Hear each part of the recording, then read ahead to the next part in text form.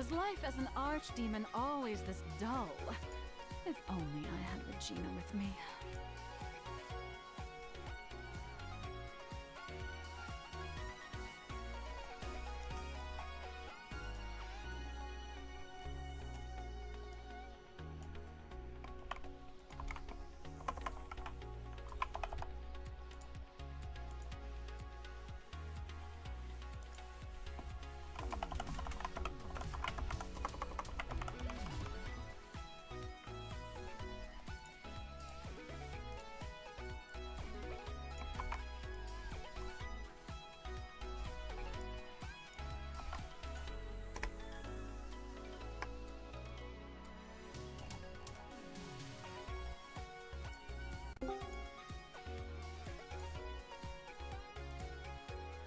Now that I know what it's like to be a weakling, this form, hubris, I realize it suits me much better.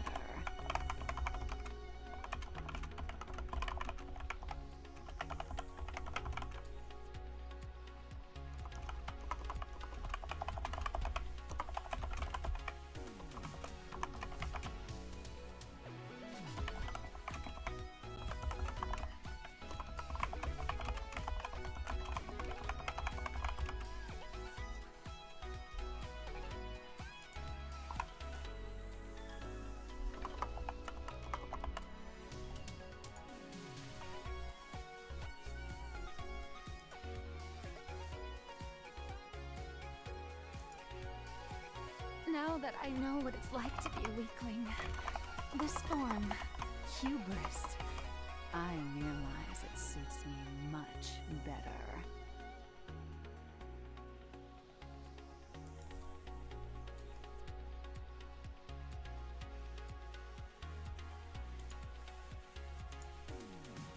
Alright, let's put this over here, and this down here.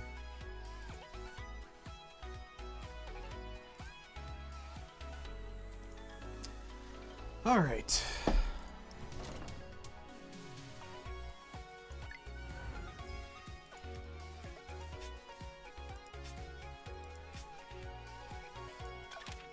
Yeah, we've done all that. So let's do the other dailies now, and on our way we go. What's that for 99 cents? They're giving away a Start Dash Recruit 1 hero Ren if you're already on the hero. Well, that's not terrible, honestly.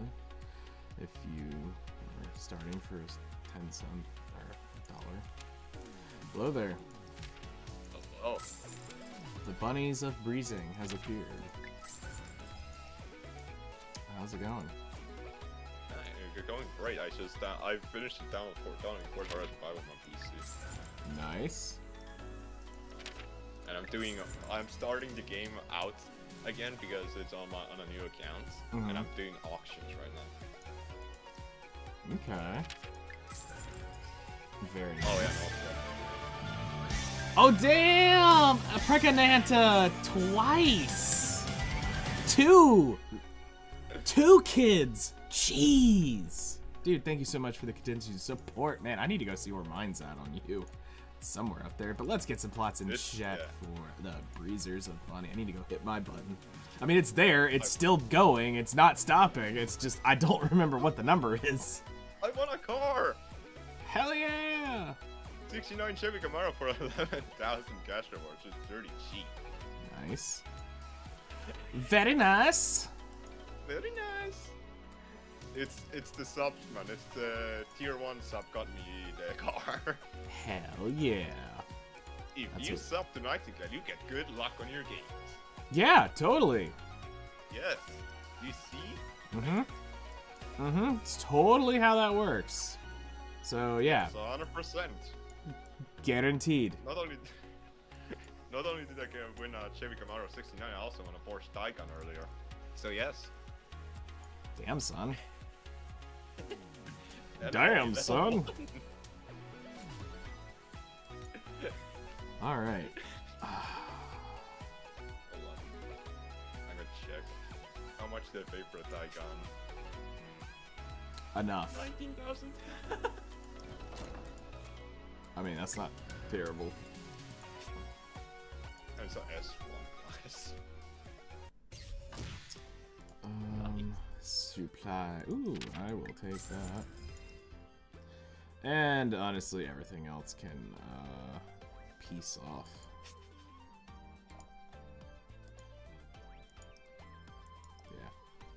Yeah. Quirks, mats are not really existent, so we'll check that after we do our quirks today. So the plan will be to do the dailies, and then we'll go. The payoff is so good. Hell yeah. The Chibi camera I got for 11,000 and can sell it for it costs 110,000. And the Porsche I got for 19,000 cost 185,000. Sweet. Making gains. I'm gonna auction the Porsche for 100,000. Buy out to 170,000. Basically, you're out making money. Yes. Have you forgotten Nice. your manners? Lower your gaze. I must carry on. Ancestors, lend me your strength. No, I can't just do that. I mean, Prepare yourself. The heart of winter is cold as just ice. out auction stuff. Forza, why? Is everybody okay? Good work out there. How do I become a millionaire real fast, Forza? Come on. Right. That just sucks, but hey. How to become a Feroza billionaire. Bruh. No, thank you. I'm not fighting that. Alright, we're at, where are we?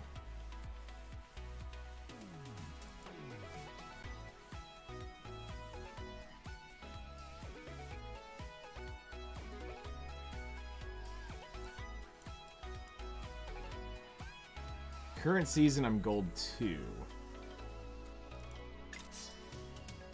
Alright, fine, I'll do these just to go ahead and I get will try my best do to the bots, avoid a unless there's some like fight. easy dude that we Must can just carry on. roll Ancestors, over lend on. me your strength. Prepare yourself. But I'm not beating a 200,000 power team. The heart of Nope, winter not at all. Especially when most of the cold as units are ice. 5 and 6 stars. No sir. You've become so slow. Not without like You're great literally gear. freezing. Oh my god, no way. There's an Austin sprite for 2,000. We'll go get it. I'm gonna share my screen. You will see as I either win or fail. Have you Alright, let's see forgotten if I your can get manners? this. Lower your gaze. I must carry on. Ancestors, lend me your strength. Alright. Don't So what are you be trying to do? proud. Just trying to collect every car you can get a hold of? I'm trying to get as As the much world cars as I can shrinks starting and money. disintegrates. Okay. Hi, I first? should Yeah! praise me for this. No. Got the first. Nobody, has claimed it over on... Well, I mean, there's no ability to claim it on YouTube yet. I gotta figure out how to... I'm trying to figure out how I need to do that. 138 on a 6-star, 6-star, 6-star, 5-star. I'm not beating that. We're gonna take this one. No way. No way. Would you die for my So your highest bid is 2,000 credits? I will not be For a bested by for a some car rotten that you can soul. fly out for This 96,000. is my atonement. I'm gonna Prepare check what the yourself. price for this car is. After. The heart Nice. of See how winter much of a win I got. is cold as ice.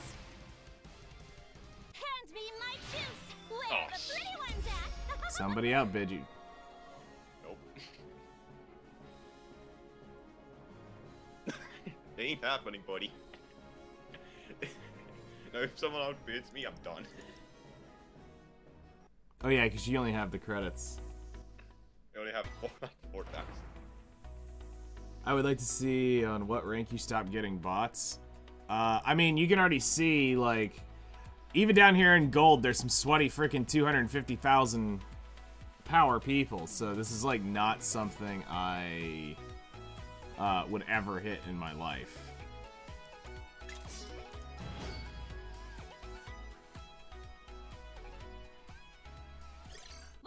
Woohoo! A brawl? Count me in. I will not be bested Like, I would by get some absolutely rotten soul. rolled. This by is that. my atonement. Don't look away. As the world shrinks and disintegrates. And you're outbid. And I'm done. Is everybody okay? Good work out there. That was nice. Poor Breezer. What else do we have here? Oh, this is nice. Or actually, hold on. Things that have a minute in their time right now. Hold on. 63,000, we can definitely take that one on. No one's bid on it yet, and it's ending soon. Would you die for my ambitions? I must carry on. Ancestors, lend me your strength. Morning. Hello there. Prepare yourself. The heart of winter is cold as ice. An ordeal like this. It's just a stepping stone for a hero. I'm definitely getting to this. With the fall of a star, commence. Yeah, you're most likely gonna walk away with I that. am the herald of finality. Unless. I am your original Ascend, son of the king. Here our paths diverge. I shall ascend beyond, crushing you beneath me. Shattered to pieces. Make way for the hero. Place your fate on the line. How sick. I'll freeze you. Now, Nella did not have gear, so just as a FYI. They should praise me for this. No? I already have 6-star unit to get another copy of her. What happens to church? Yeah, it's gonna be converted to Star's memory. Yup. You got it. You Congratulations. common. I mean, it's good for me, so.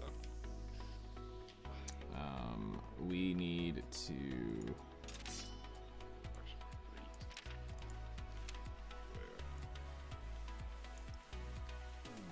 Another Austin Healy.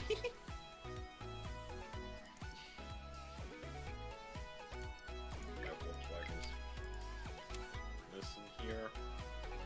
Colorado. No one's bid on this, which is interesting. It's a rare car.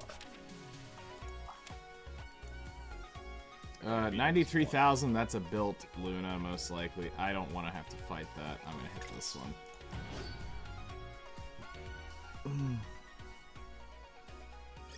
Alright, we'll just do up to the 10 star, the 10 today. I don't plan on climbing. I don't Must think I want carry to. on. Well, I need to get to gold 1. Bow to me. So I do need to keep going. Don't look away. As the world shrinks and disintegrates. Is everybody okay? Good work out there.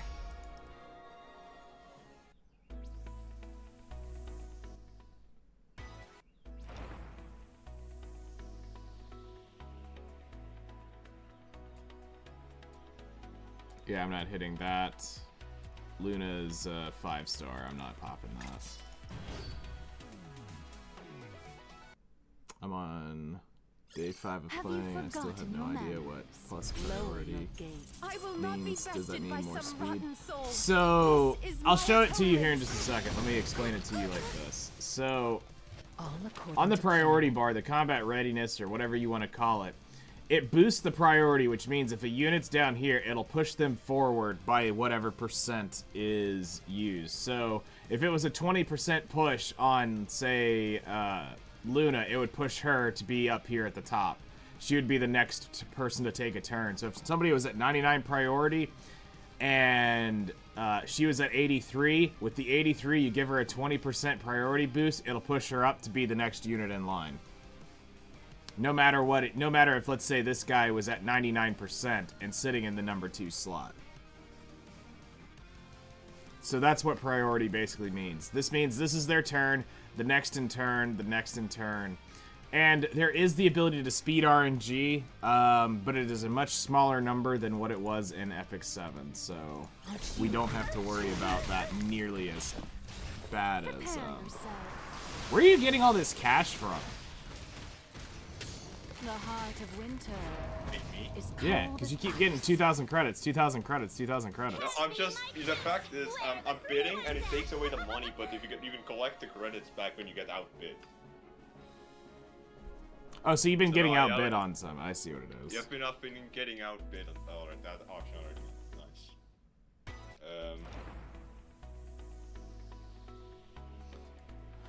Yeah, no, there's no way I'm getting something. Anymore, but...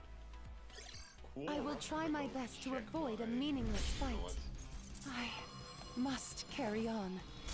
This is my atonement. Another awesome healing. Oh, frick. Aren't you Wisdom of the king. People are actually actively bidding on those things right now. Who races atop the moonlight? Bidding on the bottom cars. So modified, dude. There's no way.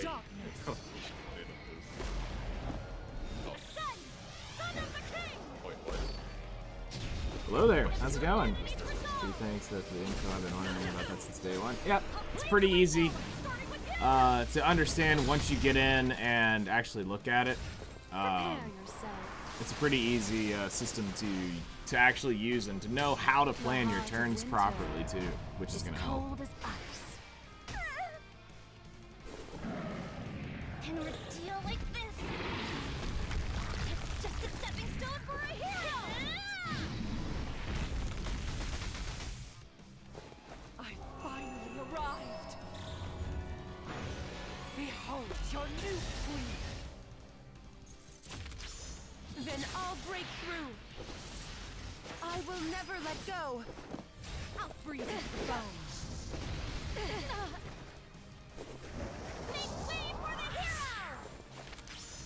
face your judgment? I will never let go. I'll freeze you to the bone.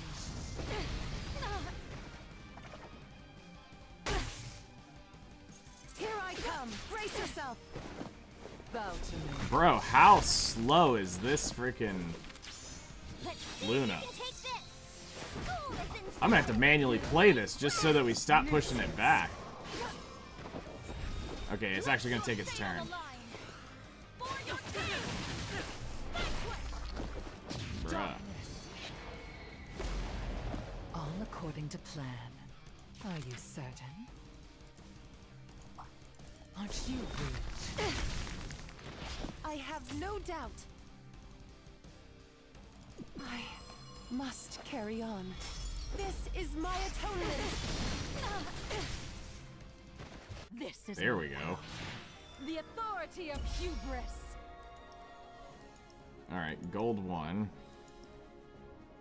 We'll need to get a couple matches into gold 1 though. Just for safety. No, not taking that. Absolutely not taking that. I will try my best to avoid a meaningless fight. I will not be bested by some rotten soul. Ancestors, lend me your strength. Bow to me. Don't look away. As the world shrinks and disintegrates. This is my power. The authority of hubris. Alright. Nope, not hitting that. That's an old school cleave team. I remember fighting that long ago. That was annoying. That was actually annoying to fight. Blonde Valentine is Bae. Would you die for my ambitions? I must carry on. I can get that. I can respect that. Do I prefer the redhead? For her, it looks better, yes, but I get the blonde. Prepare yourself. The heart of winter is cold as ice. What a relief. It's not that I have hot takes, it's just that I think both are good. It just depends on the way you wanna look at it, you know? No. And why am I fighting a plat in this?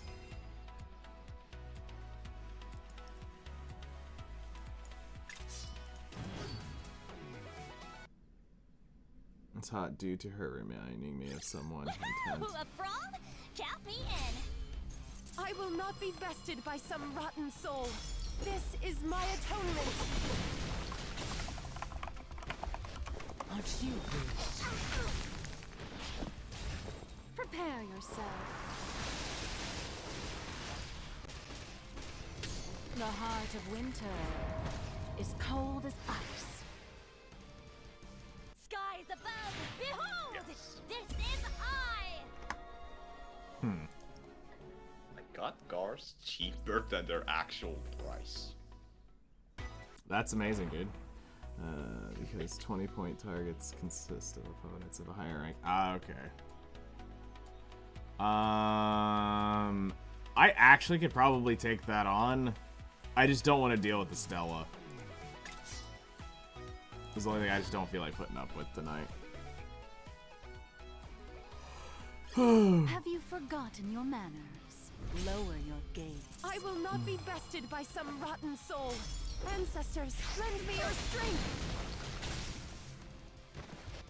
Bow to me. Don't look away. As the world shrinks and disintegrates. One step closer to the throne. In Diamond and above, even AI has double my CP in the arena. Jesus.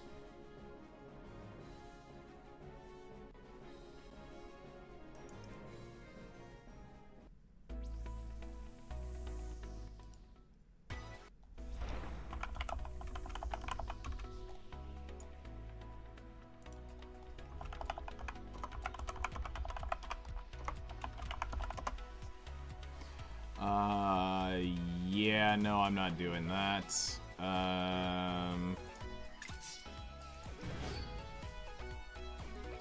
We'll slowly but surely take our way up. Have you forgotten your manners? Lower your gaze. In Must Diamond and carry above, on. even AI. Okay. Ancestors, lend me your strength. I saw it blink, which made me think that it had Bow to me. updated, which is weird. I wonder what's going on with Meld Don't Studio. look away. As the world shrinks and disintegrates. They should praise me for this. No?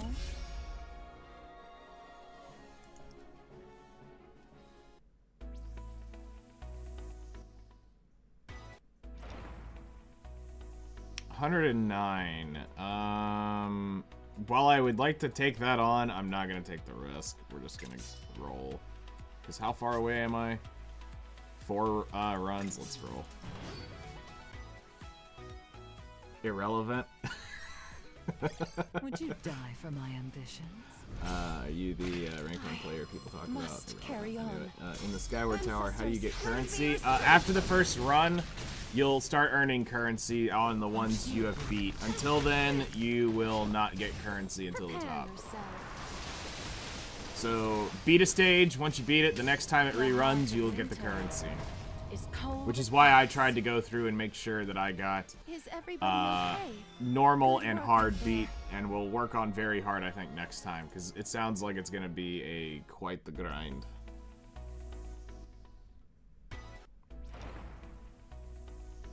$137, not gonna hit that. Or what was that? 137? Yeah, no, I'm not hitting it. I'll get going. Alright, man. Good luck. We'll see you later. Thanks for stopping by. Have you forgotten your manners? Bye. Must carry on. This is my atonement. Aren't you? Breezer's signature way of ending his streams. The long bye as he just instant kills it. As the world shrinks and disintegrates. You've become so slow. You're literally freezing. Let's keep going. Let's keep going. Alright, man. See you later, dude. 79,000. I will bully that at least. Because F it. If I get cooked on this, I deserve it. I absolutely 1000% deserve it if I get cooked on this. I will not be bested by some rotten soul. Ancestors, lend me your strength. Aren't you? Also tonight, I am gonna move forward and, oh well, on people who can't, it ain't happy, though now I'm thinking about it, the As rules. cold as ice. How do you feel about banning D-Luna in general? 100%! Can we deal like this? I would do a tournament and I would ban, I would look at all the units and I'd ban 3. So that it can make it more fun. I will never let go. Bow to me. This way it's a, I think a fairer fight. I would actually ban, okay, so for sure we would ban Demi Luna. I would ban any collab unit in general. So you can't use any Ryu, Eyes, or Bell. Those are banned because nobody, if you weren't playing prior, you're not gonna have those. And according to what we've talked with the devs, it's not gonna come back because they did not make money on it. So right now it's not gonna be a plausible thing to do. All right, so we lose bots completely at Plat. So Plat 3, we lose out on bots. These are now actually players. I'm gonna try this because it is low leveled, and I'm gonna assume I'm gonna get cooked, but if I don't, cool. If I do, cool. Would you die for my ambitions? But I would definitely ban the collab units, and I would need to look at, Ancestors, lend me your strength. third target didn't look player-like. See, that looked player, though, to me, because of how it was set up. It's your turn now. I'll take another look when they pop up on this next run, but that looked like a player, which is weird. Prepare yourself. The heart of winter is cold. No, it's as plat, ice. I think. I think I'm in platinum. I don't think I'm in diamond. Can we deal like this? Oh, it's diamond you don't. Okay. Stepping stone for a hero. I see. The other one popped up. That's weird. That's a bug with meld. For you, death. In this moment, time bends to my will. No one dares to harm my master. Endure this a little longer. Here I come. Brace yourself. With the fall of a star, commence! I am the herald of finality. I am your battle. Exalt Ars Nova! Here our paths diverge. I shall ascend beyond, crushing you beneath me. Is Monadeva still the best? Monadeva is one of the better units, yes, but is she the best? It depends on what you're using. I mean, each one is good. I finally arrived. And plat are always bots. Been messing with those quite a bit myself. Once you get down through the bottom slot, starts having demiurges, which means no more bots. Okay, that's a good way to know. Aren't you rude? Shattered to pieces. This is my Is Hella good? The authority of hubris. Who's Hella? Is that a translation that I don't know about? Or is there a unit called Hella that I don't know? And I'm gonna assume you meant Nella instead of Hella.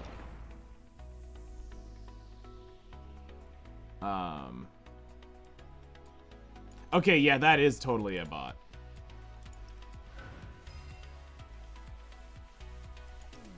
Yeah, that's totally a bot. I can see it now.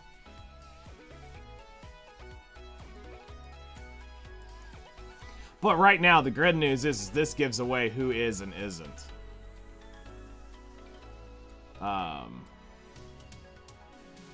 Cool. I'll just leave it there. I'm not worried about climbing any further. I just wanted to get the weekly and the thing. Grab that in a little bit. Fight in the arena. Take my energy, tickets, and gold A.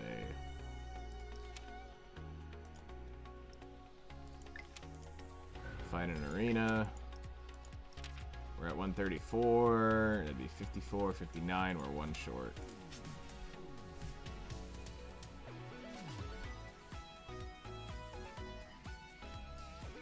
The battle point number, it's an illusion. I could see that.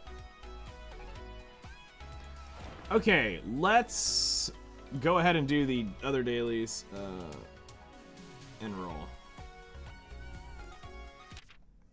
Alright, do this, do this. Select team.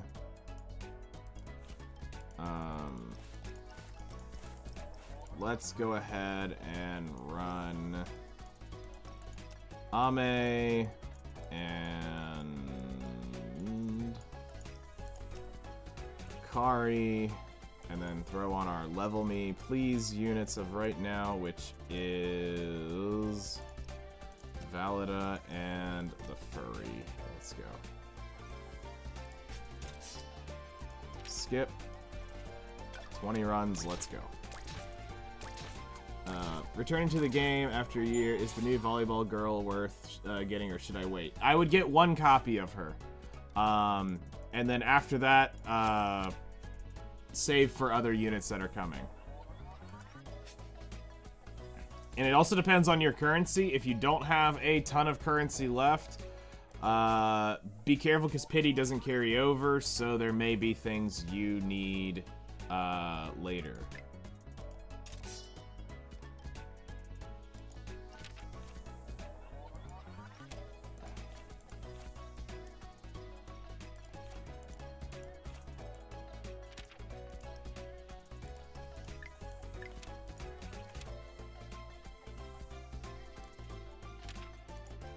Okay, something's missing gear. There we go.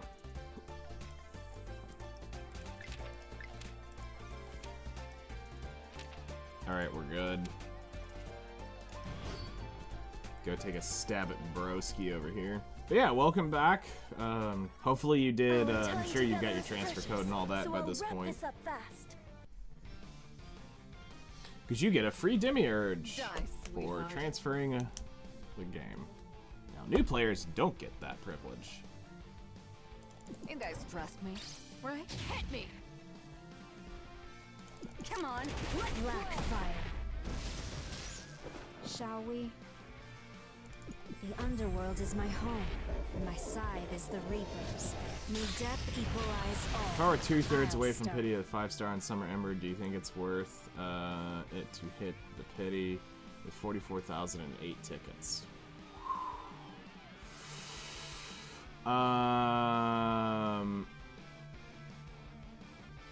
44,000 and you're 2/3 of the way to pity.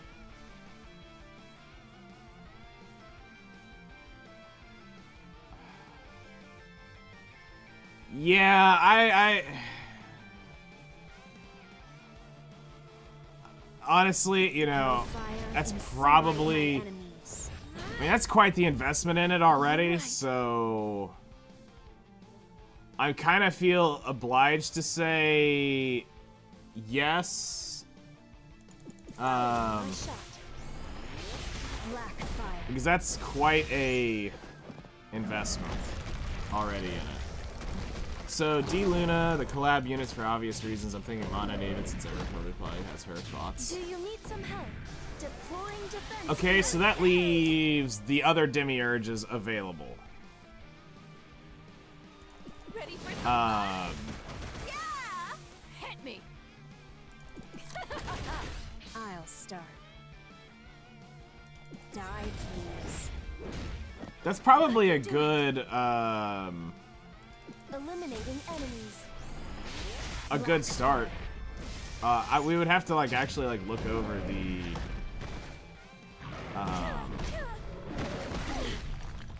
units to see what is there. Like, what other sauce are we missing? Shall we? Die, please.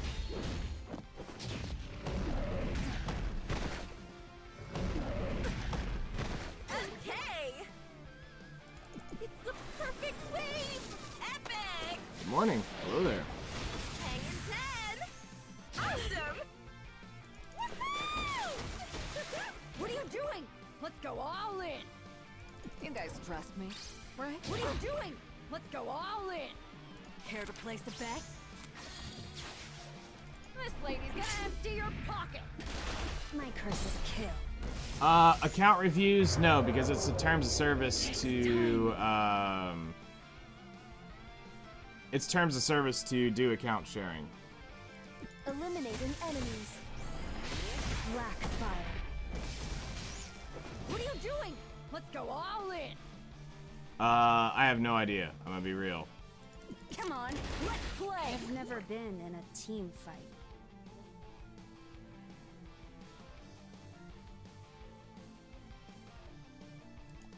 All right, very well.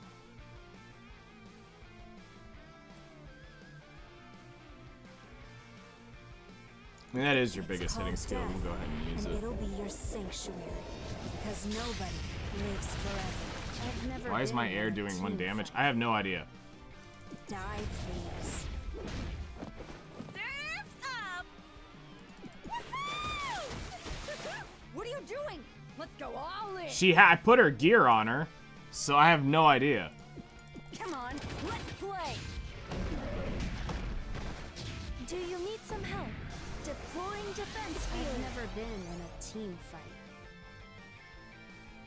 Boss is passive? All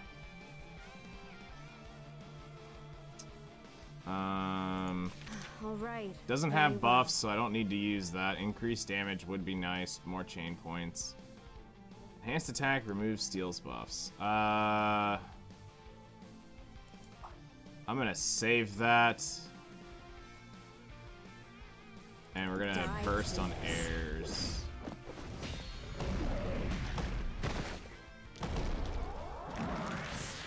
It's time. Everyone, lend me your power. Go ahead and burst this. My curse is kill. Eliminate. Strikers are useless here. That's fine. We'll still get triple S.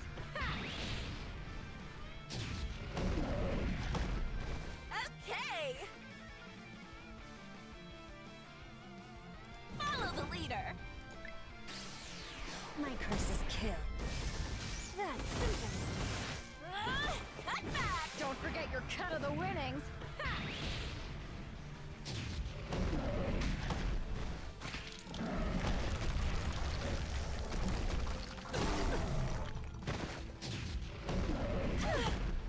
All right, now it's high stakes. All right, let's test our luck. All right, now it's high stakes. Oh, I love this. Black fire. I might be in. No! I needed you! When I needed you the most, you died on me, you bitch! No! I was about to steal that shit. Oh well. Oh, I love this gun. I mean, S rank for today is not terrible. We can always get this Not yet. done tomorrow. Yes, master. Your enemy. Oh well. What? We'll bring another team in. I was just gonna cheese through it today. We're done. Finished on time. Oh well. We'll go back in tomorrow.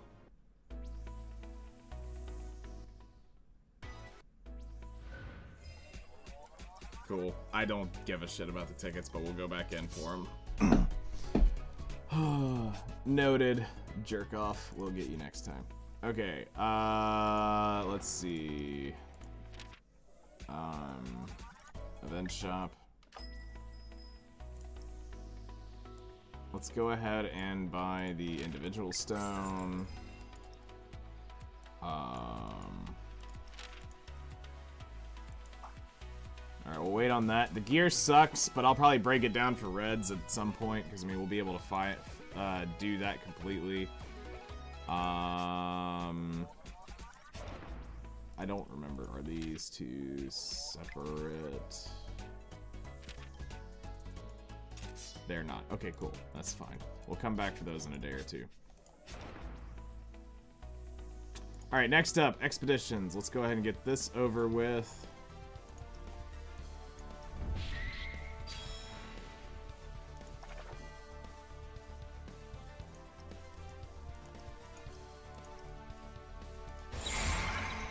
And go ahead and complete all expeditions.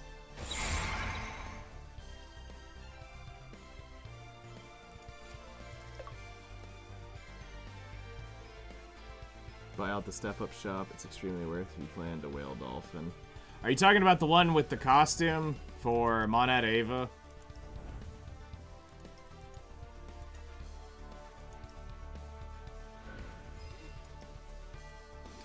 Yeah, that's kind of on the edge for me.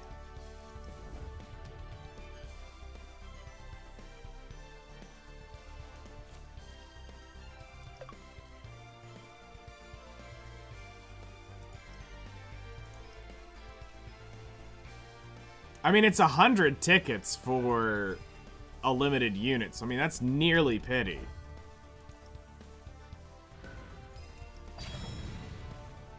So...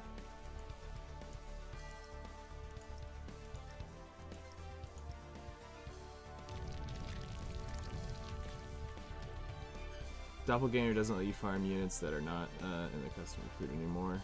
Belia appears. Will you get her pieces through summons? 3-month period pass.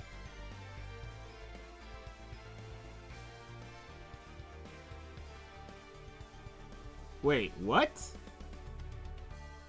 Doppelganger doesn't let you farm units that are not in the custom summon anymore. Belia appears. Will you only get her pieces through the summon? Around 3 months period passes. Wait, so you're saying... I thought they changed that.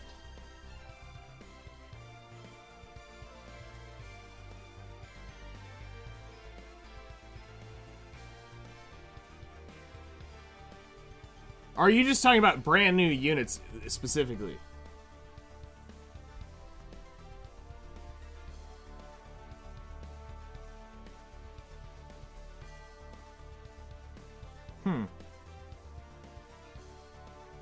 Interesting.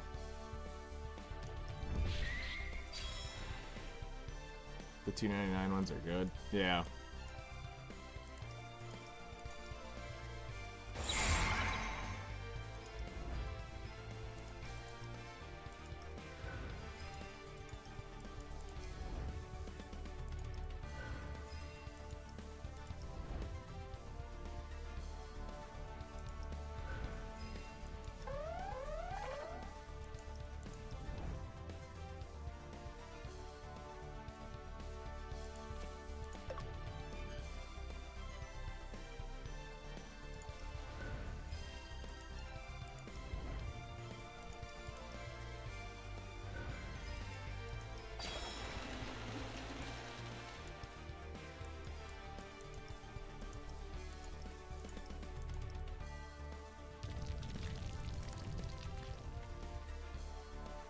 Example, check Fran, latest Earth unit ranger. Okay. I knew that they had changed it, but I wasn't 100% clear on what got changed about it. I just figured... No, you're fine. I knew that they had changed it, but I just couldn't quite gather what had changed. Alright, let me double check. Yeah, you do have gear. Gnosis Beth is a interesting unit that definitely can be used, but requires very specific builds. Hit me. So do be careful. All right, let's test our luck. Die, sweetheart. Oh, I love this gun. I'll start. It's called death, and it'll be your sanctuary, because nobody lives forever. Shall we? Hellfire, incinerate my enemies. All right.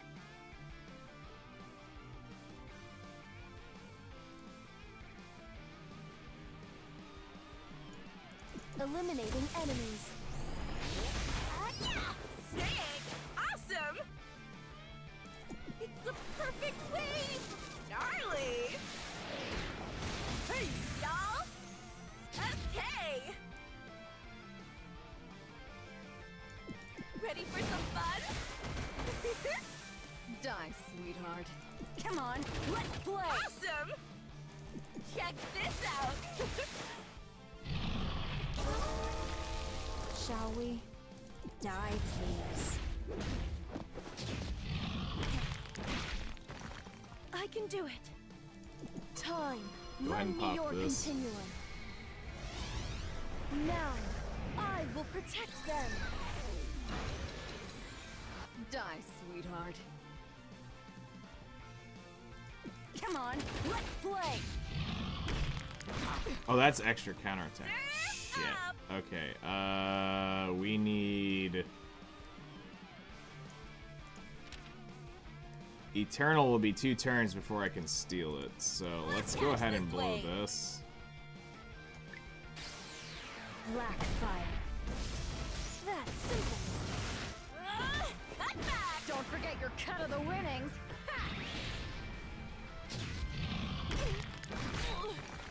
I'll start. I'm taking your life. I can do it. Order confirmed. Your enemy. Snake! We're about to steal all those buffs in just a second. All right, let's test our luck. Hit me! All bullets must go. Honestly, I'm just gonna save it. Come on, let's play. Awesome! Do I want to do this with air? Yes, I think I do. No way!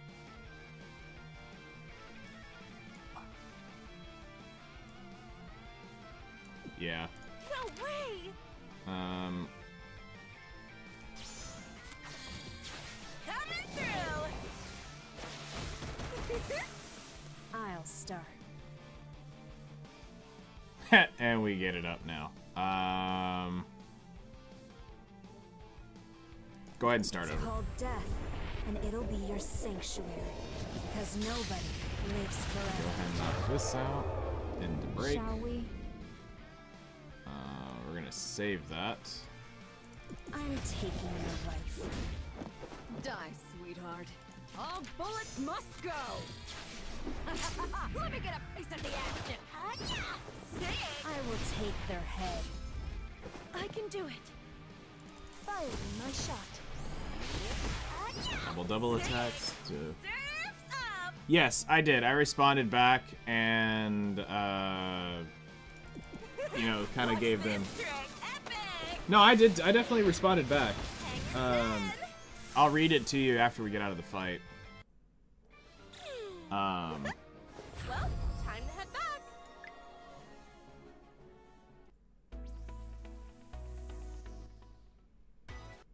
I hate Reddit, though. I literally can't post shit without it telling me there's a server error, I can't do this, I can't do that. It's literally just a fucking piece of shit nightmare to do.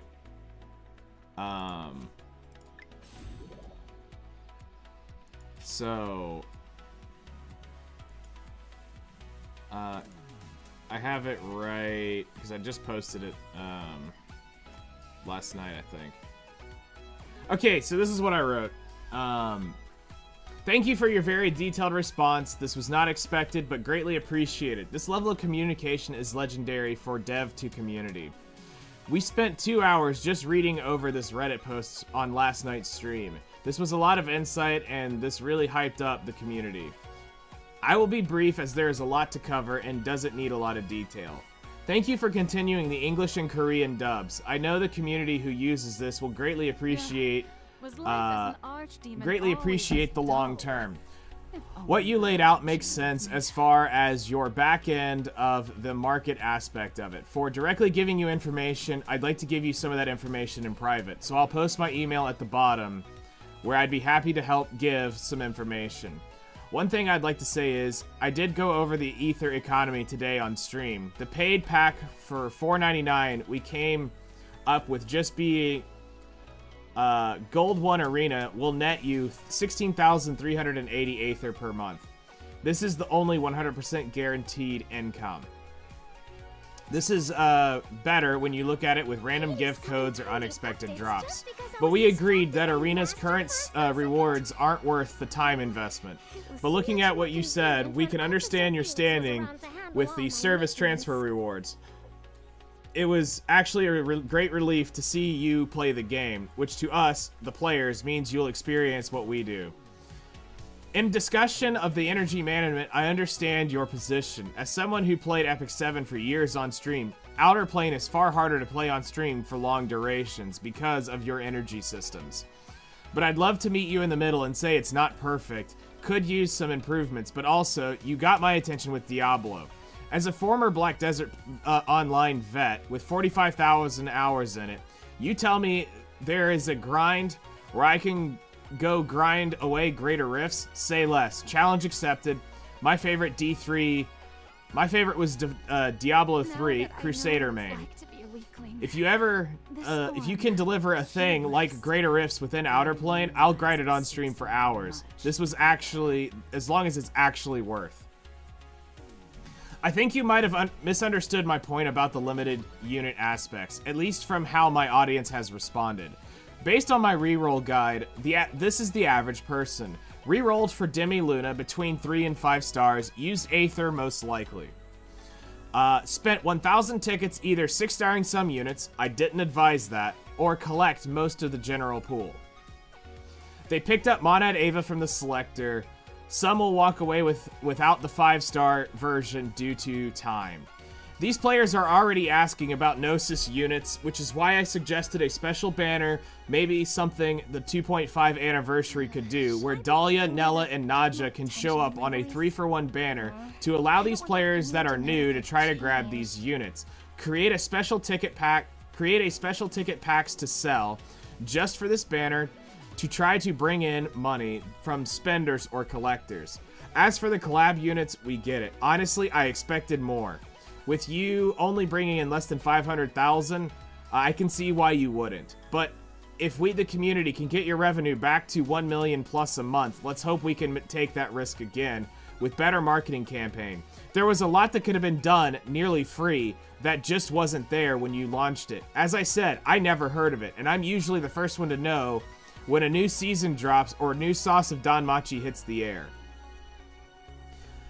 There are many things I'd like to discuss and talk to you about helping grow Outerplane. I have an invested interest in wanting to see this succeed, even more so since I believe this was always the spiritual successor to Epic 7. If through email, I'd love to discuss growing some parts of the community with you. Thank you for everything. We, the community, love what you're doing here. Keep up the transparency and effort, Nightingale. And then I gave him the my email, the YouTube link, the Twitch link, and then I told him, I said I stream around 7 to 10 Eastern US in the evenings, usually after 6. I'd love to have you be a part of that community. So that's what I ended up responding.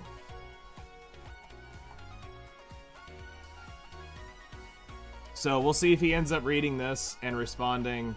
Not 100% sure, but, you know, it's there. Because there's certain information I will not want to really divulge or give out when it comes to recording information, because not everybody needs to have that information out in the open. I'm just saying, there is some of that information that is not easy to get a hold of. 110 hard is so annoying. I haven't gotten there. We'll be getting there eventually. Alright, we need to go into challenges now and do this. Let's go grab my level me please units. Go ahead and get rid of you. The next new unit that needs to go in here is...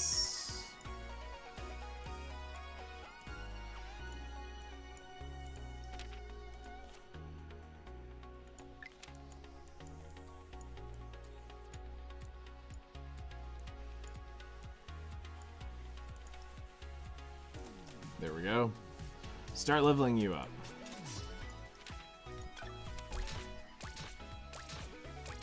I've read about that gear dungeon with extreme difficulty. Personally, I would like more difficult PvE targets. Adventurer's License became stale, but a few of my veteran guildmates said that it wouldn't be worth the hassle if only lets you shitty substats. So, I think what you gotta look at this as, if we can get it to the level of, if you could actually create a Diablo 3 Greater Rift system in this game where you go around absolutely blasting these dungeons with your characters. I mean, obviously it can't be literally Diablo 3, alright? Let's just go ahead and say it cannot be Diablo 3, but if you can go through this type of system where it is a Diablo-like experience, and clear to get high gear, where you are farming different bosses, you know, farming different things and to get it, as long as it has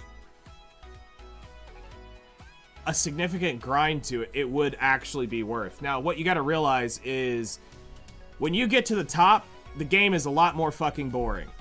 And you, the end game player at the very top, have to realize this game is fucking trash when you get to the end. They can't cater to that 0-1% for everything. It's about the grind getting up there. If you've already gone through that grind, you're not the target audience anymore.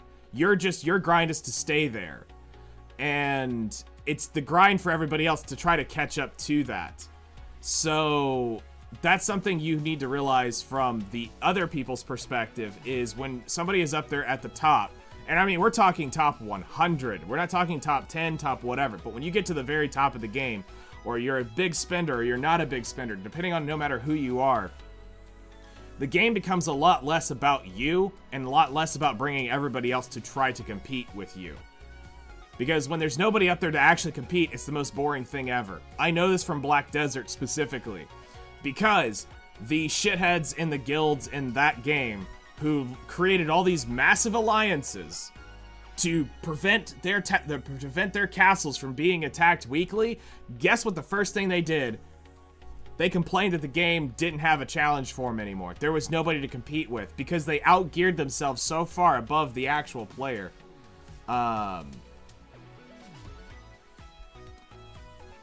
It is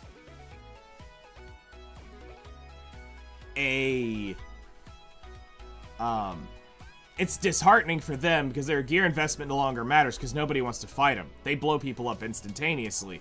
It felt like a worthless investment. Well, you created the ecosystem, unfortunately, in that game where you went in and you now have nobody that'll attack your castle. It now takes, you're so geared, it takes 5 different guilds to take you on. You've got all these alliances, and it's like, part of the issue is they made that there. And I'm not saying I'm not a top. I still need Aether. I still need means to farm that as well. But what I'm trying to say is, I'm not necessarily saying you specifically, but you as in like the topper end of the community. We'll say the 0-1 to 1% of the game. That's where an issue is. The game is not going to be catered to the 1% for most things. Yes, I agree. There needs to be absolutely freaking ridiculous end content in for the hard-end player, but to get something that's going to be completely and 100% for the top 1% when we'll say 90% of the game will never experience that content at that level, they can't necessarily do that in a game like this. As a developer, you have to market it for the general masses, and this is where, when researching games and why they fail, this is typically an argument you hear from the big spenders or the heavy grinders of a game when they get up there into that 1 percentile range of the top. There's not enough there for them. Well, you kind of pushed through it, whether by luck, which there were people in Black Desert who got there by luck. There were people in gacha games that just happened to be lucky summons, and they were able to get to the top faster than somebody who wasn't lucky. Then you had people who did not care, and credit card power came out and got them to where they needed, but then they didn't have the skill to do it. So then you have that issue because they bought their way there and they don't know the game because they just brute force through it. Mobile games, while they can be competitive, it's hard to do and truly balance an end game for the 1% of the game. You have to look at the bottom half where the new players will crap out that just don't like the game. There's all that stuff. You flush them out. But the core that sticks with the game, the general progression is about helping them get to the end. With their new with where they're trying to go with their business models, from at least what I understand through reading the Reddit posts and just knowing business in general, I'm looking at this going, they've got quite the challenge because they now have to entice people who used to spend again. They now have to entice new people to spend and trust that their investments will be worth, because the difference in where we were day one of the game starting up and where we are today, this game is nearly EOS'd, where by the first 6 months, we swore this game was going to EOS year one, and we kind of gave up on it because it was not being marketed well. But now they're trying to do it. So now how do you win back those players who did spend?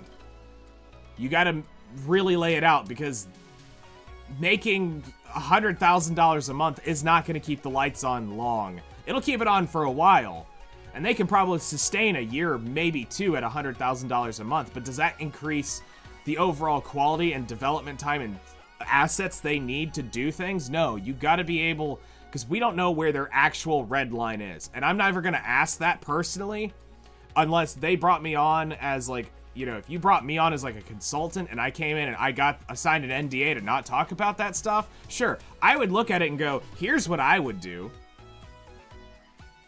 But I'm never going to ask them the bottom line. Where do you go red at? How much money spent per month? Where are you going at? Because I don't know all the ins and outs of a game development business. I only know what I've researched because I'm trying to eventually make my own game someday if I ever get my IP out of the door.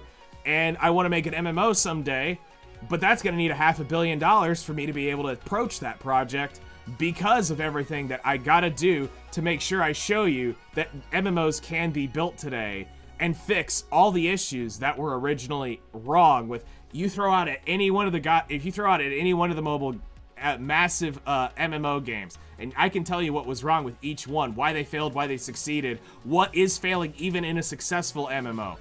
I had the research done on that to be able to say, okay, to build the perfect game, this is what you need. You need to have these things, but you also have to realize investors have invested interests and they want profits. Some games actually failed because they got too much funding. And that was something too. They spent too much, which then it became an irreversible hole to get out of. Because they couldn't generate the income, because they didn't market it properly, because their systems actually weren't designed well. So there is that part where you have to look at where all they are spending. I'm going to assume right now that a month, if we take, like, obviously, people can make a lot of money in the game development, but even if we said there were, let's say, 18 people making at least, we'll say $27.50 a month in USD, that's $49,000 they're spending in just paying 18 people in the entire company to stay alive. Now, obviously, somebody's making more, somebody's making less. Somebody's making probably near minimum wage, and somebody's definitely living well.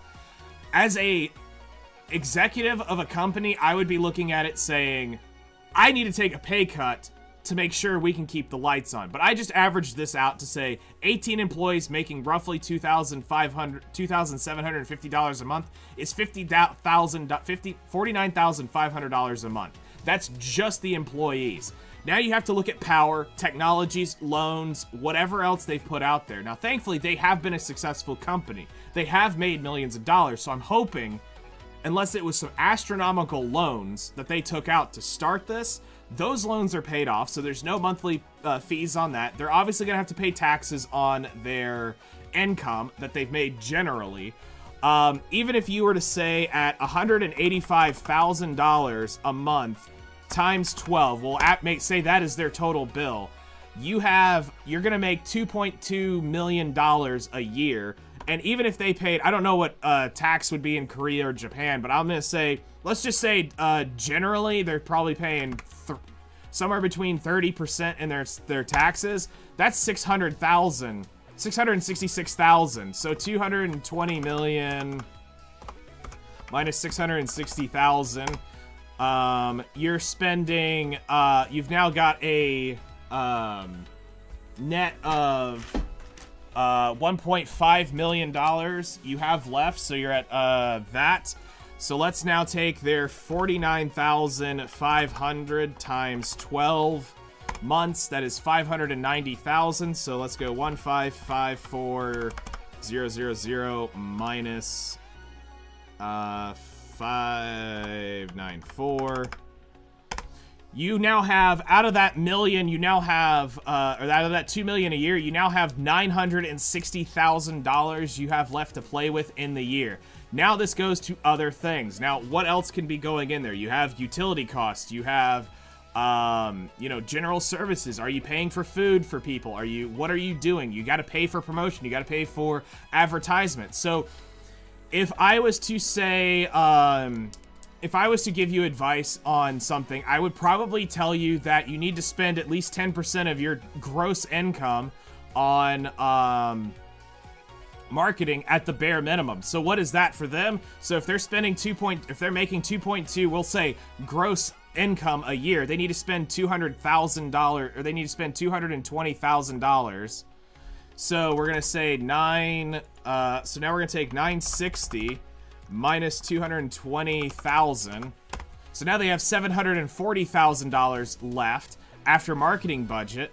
Now it goes into development costs. What new technologies do they have to buy? But just to give you an idea of where we're at right now, $740,000 a month divided by 12, they only have $61,000 a month to, they only have $61,000 a month right now at making making at 185,000 average left to spend. So they've already taken over 60%, or actually that's almost 70%, 60% of their monthly income is already accounted for in expenditures. So now you have to look at, okay, voiceover cost. We've already said it's not super expensive. They've got the budget for it in 60,000. You can definitely pay to have a voice actor every month. What fees are there a month? I don't know those costs. But if you're looking at just $185,000 a month, $60,000 isn't a lot to pay for. So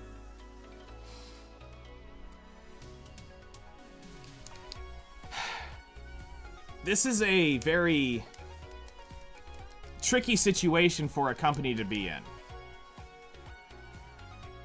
You got to get people spending money, because if they were making $1 million, $2 million a month, we don't even have these conversations. There is time to budget and develop things like that. You can bring in a new team to work on it. I assumed this at 18 members. What happens if they have 25 members? You know, you've got somebody doing just marketing for them. You've got, you've obviously got to have, game developers. You have to have asset designers, sound engineers. All this stuff goes into making this game. I assumed 18 people. And that's a small studio. I know people have more than that, but I'm going to assume they're less than 100 people, and probably 50 per company. Now, VA Games is more the issue than Major 9. Major 9 is the publishing company. But depending on what line of credit they gave them, if they gave them a line of credit at all, depends a lot on how you're gonna see things happen in this game. To cater to the 1%, to get the big whales to spend, is somewhat of a gamble on $61,000 a month at this point. Well, we'll just say $62,000 a month left over. You got to develop the game for a wider audience if you're going to be making that kind of money. If you're going to make that kind of money per month. Honestly, just doubling that is a huge asset increase for them. But we have to get the community behind it. If your top-end players, the 1%, is absolutely destroying anything that comes into this game, they're not going to get new spenders to get that to go up. And that's where one of my worries is right now, is they're so focused on worrying about what they think their issues are. I'm trying to worry about getting the initial influx of new players to spend in the game. How do we get them to do that? How do we get new spenders? Because you're not going to do it on $4.99, $3.99 exchanges. Because if we just said this as a rough estimate, let's say let's just say we batted 1,000, all right? Meaning I had everybody who watched the reroll guide. Everybody who watched the reroll guide.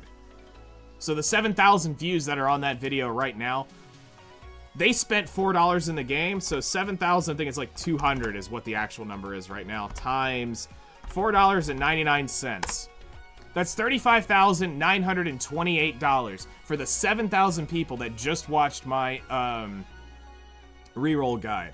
Now, you have to remember, this is on Google and Apple. Apple and Google are probably going to take 30% of that, so times 0.3, they're going to lose $10,000 of that. So they made $25,000 if 7,000 people just bought the monthly pack. Does that help out? Absolutely, but I can tell you, 7,000 people did not just go buy that pack off the reroll guide. You probably converted 700 to buy that pack. You definitely got 7. That's 100% guaranteed. You probably got 700 to do it. And that's just one pack. Now, obviously, you have people spending hundreds of dollars. I can point to somebody in chat who's actually spent probably more than $100 already. And that's great. That's helpful. That is going up and pushing that number up.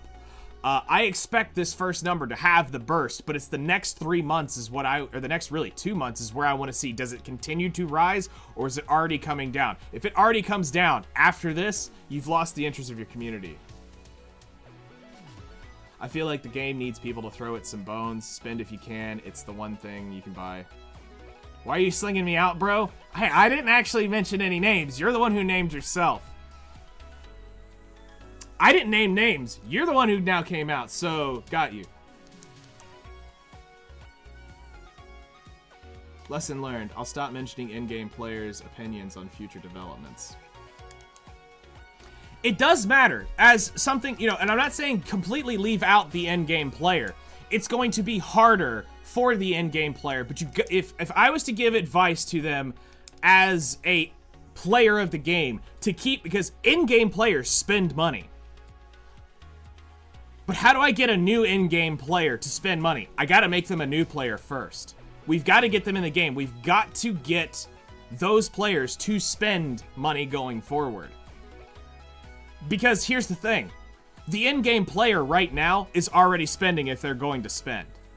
Because they are there. They want to be competitive. But how do you convert somebody new to do that? You got to look at it from the new player's perspective. That's where this game truly matters right now, is bringing new and people who said, I don't really want to give the game a chance originally back in to say, look at what they're doing. Which is why I have to compare this so much to Epic 7, because most of those subscribers on my channel are Epic 7 nerds. They came from Epic 7. They played Epic 7 at one point. I will compare this game till my face goes blue to Epic 7, because it's the closest thing they've got to look at the difference, to say, look at this system, it's better. Look at this system, it's worse. Hey, this was a successful game. This can be a successful game. You get these ideas in. You got to get people here. one of the things that's going to hurt them is technically the end game, getting to that point. What will their investment get them to? That's where that dungeon does need to be there. But you can't be, you cannot take the top 0.1% and say it's not going to be worth it, because it's not for you to be worth it, because your grind is now, when you get down to what we called in Black Desert, the 0.1% upgrades, where you got, so in Black Desert, for those who don't know, it was pretty easy to gear up to a certain point. Once you got to where we called soft cap, things got a lot harder. Then there was a stage between hard cap, which was absolute max stats, and soft cap. It's about 3/4 of the way through that grind. Your price per upgrade was so astronomically higher that it didn't feel worth, because you had already done the last 85-90% of that soft cap grind was over with. So now to get the 0.1 upgrade, and I'm not joking when I tell you, some of my upgrades that would cost 15-20 billion silver, or very long days to grind, or weeks worth of effort to get, for a 0.03 upgrade in damage overall. That's what we mean by when you get to that point, it was a drastic, a drastic expenditure to get the little result left. So you can't necessarily complain about getting perfect stats right away on these gear, because it is about the long-term grind. If you're gonna want perfect stats, it's gonna take a long-ass time to do. As like I said, I'm a Black Desert player with 45,000 hours in it. I will call anyone a pussy in a heartbeat when they mention, oh, this is too hard. Bitch, I'm used to having accessories go, boom, gone, for blowing them up. I am so used to that, it's not even funny. Grind a month for it to be gone in seconds. So when somebody tells me it's guaranteed eventually, I'm like, bring it, let's go. I am so calloused from playing that game. I will call you a pussy in any game when you say, oh, this is so grindy. Just like the funny one was, for anybody that was here when I started playing Warframe, these Warframe guys were like, it's so grindy. I'm like, huh? What are you talking about? This is easy. Yeah, it's grindy, it's something to do, but dear Lord. They were all sitting here like, oh yeah, this game's gonna be a grind, you gotta be careful. Please. So, think about where people are in their progressions. The average conversion rate needs to happen in mid-game. You gotta be able to bring a mid-game player to be a spending player. You've got to be able to get them to be a competitive player. You've got to get it to where there is an advantage to where money doesn't hard lock you out of being competitive. That's the reason why RNG does exist. It's a reason why in Epic 7, people will call that game pay to win till they're blue in the face. It was pay to lose, because it was never guaranteed. I watched a guy spend $500 in seconds, gone. Blew it up, literally went to Steam, bought another $500 worth of packs, blew it up, and it was gone. And $1,000 in 10 minutes was gone. What did he walk away with? Nothing. Literally walked away with nothing. So, you have to have that slow grind when you get to that end, because it is about achieving the perfect stats. Now, luck will carry you through that final percent. This is why we have to look at this so differently, and why you have to respect both parties. You have to respect the party to come in, and you need to be able to make the early conversion of the game 100% an enjoyable experience. And then you have to give the end game players a bone to be able to want to stay and continue spending money. That's the hardest part of being a game developer, is finding that niche to keep it rewarding for them in that final part of the grind, but also getting the ability through that tedious grind to get a new player to go up to that point.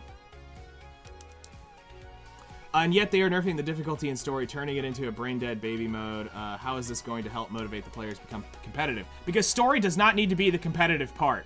That piece of content is to tell an actual story. Where it should be coming in is the difficulty in modes, where he talked about in making hard mode. He's only nerfing the base story level, because what you want to do as a developer, you want them to be able to experience the story as easy as possible, because there are people who will play it for the story.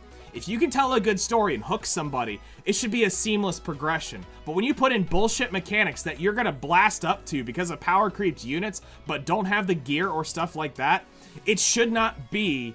The actual story is not the competitive part of the game. If you want competitiveness or difficulty, it should be the hard mode. It should be the very hard mode. The ultra blistering, you're not gonna even have lube or spit mode. Needs to be that. It needs to be new content to do that, but the actual story itself is more about getting the players into the story, getting them into the lore, getting them invested in these characters. The normal story is what they're nerfing. They're not nerfing everything else. Yes, that's it. The competitive part should be like hard tower, rotating farming stages, not the base story. That's what they're trying to get at is, that's where they initially put, and that's probably Smilegate's finger going into this, saying that is what they need to be doing. But that is not what actually needs to happen for this game. If you're gonna go make difficult content, it needs to be its own game mode that is optional, that this is for the top 5% of the game to play this mode. Now, where are you in that top 5%? The higher you get up to #1 head honcho of the game, the harder it should be for you to become #1 head honcho. When it becomes an RG fest between who is #1, you'll never get a true #1 because of where the small split difference in hairs in this becomes. Yeah, and that's not how it works. You don't do that. Yes, that was annoying. The Epic 15, which is why, forget Epic 7, it was Epic 15. And then they said, oh, we can't actually get that out of the game. Bull. It can be taken out of the game because they had a soul burn that did just that. It removed the 15%, but we can't take it out of the hard code. You did. You just made it a soul burn on everybody. But in-game content needs to be done right. But then you have to also remember, this is a mobile game. It's so much harder to do on a game that's designed to be played 20 minutes to an hour a day. This is not a game that's designed to do what I do, or to do what maybe you do when you are watching, whoever is out there. This is designed to be I jump on the toilet, I take my shit, and I walk away. That's honestly what this really is. That's a mobile game.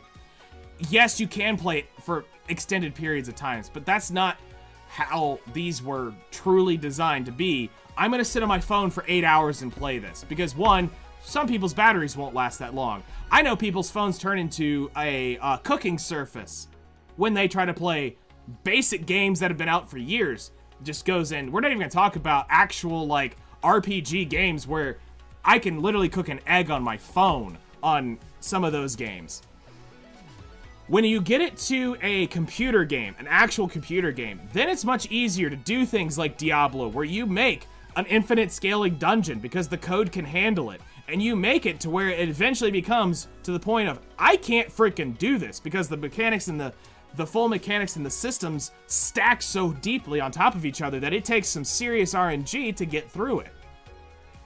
Can that be done here at scale? Yes, to a point, but it has to work and design on a mobile phone. So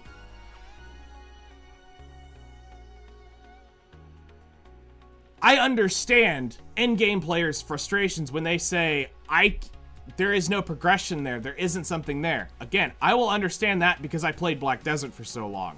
I'm not there in Outerplane. If I was to be honest and tell you guys where I honestly am in Outerplane, I'm in the mid-game. I'm not even at the end game yet, because my account paused for over a year.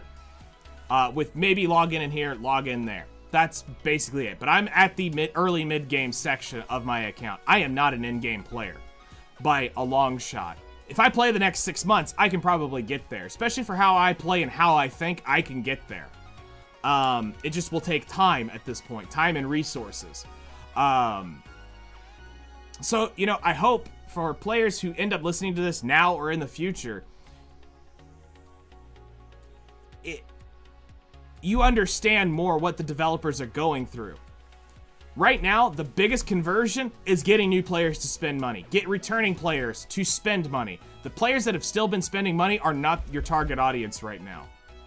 This is also why people don't like how I phrased it, because it's what I said, not how I said it. I told them to forget Korea and Japan. And that's been downvoted on the Reddit post. I saw it because I have negative karma on it. People don't like when I tell stuff like that. It offends them because they might be from Korea or they might think that I'm saying the wrong thing. I know what I'm talking about here to an extent. The Korean and Japanese markets are not keeping their lights on. That's not what's happening here. It is the global market keeping Outerplane's lights on. If you are that naive, you don't understand how economics work in the grand scheme of this game.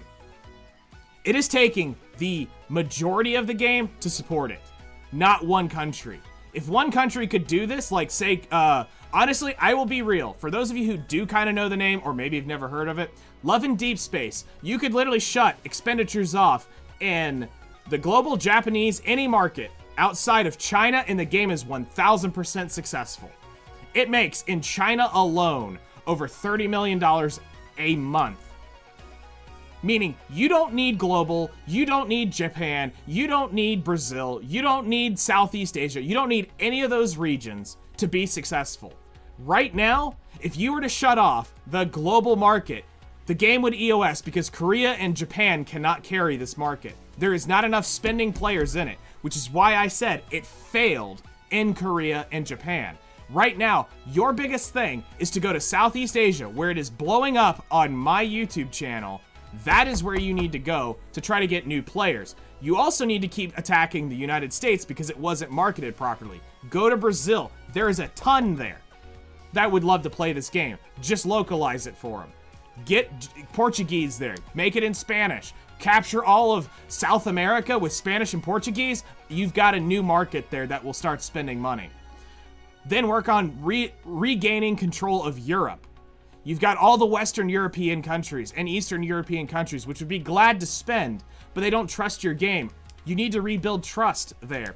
You need to work on Japan and Korea, but that is a byproduct of showing the rest of the world is interested in this game. And now they're gonna go, oh, hey, look, it's being successful.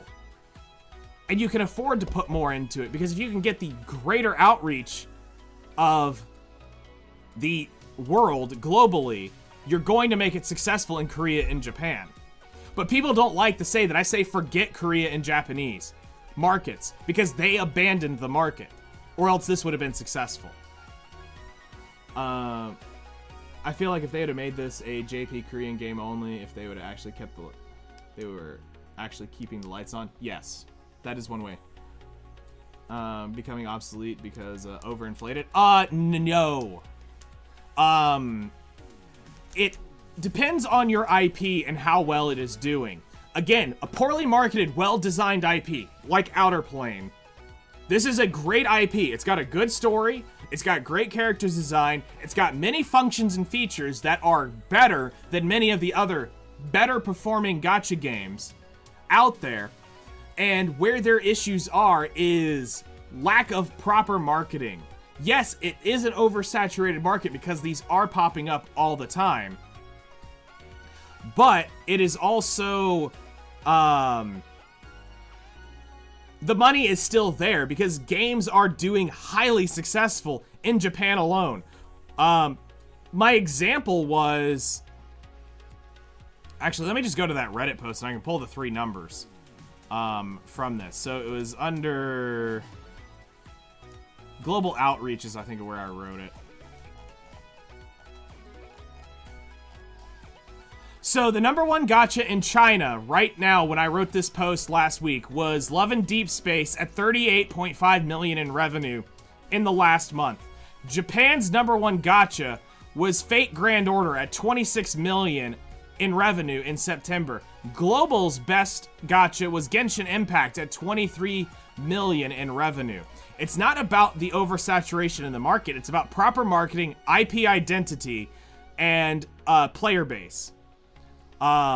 You have and fan bases. So how do you do that? You have to tell stories. Fate Grand Order has an incredible IP overall that you can tell. Love and Deep Space, they hit the Chinese female market and boom, instantly became a massive success.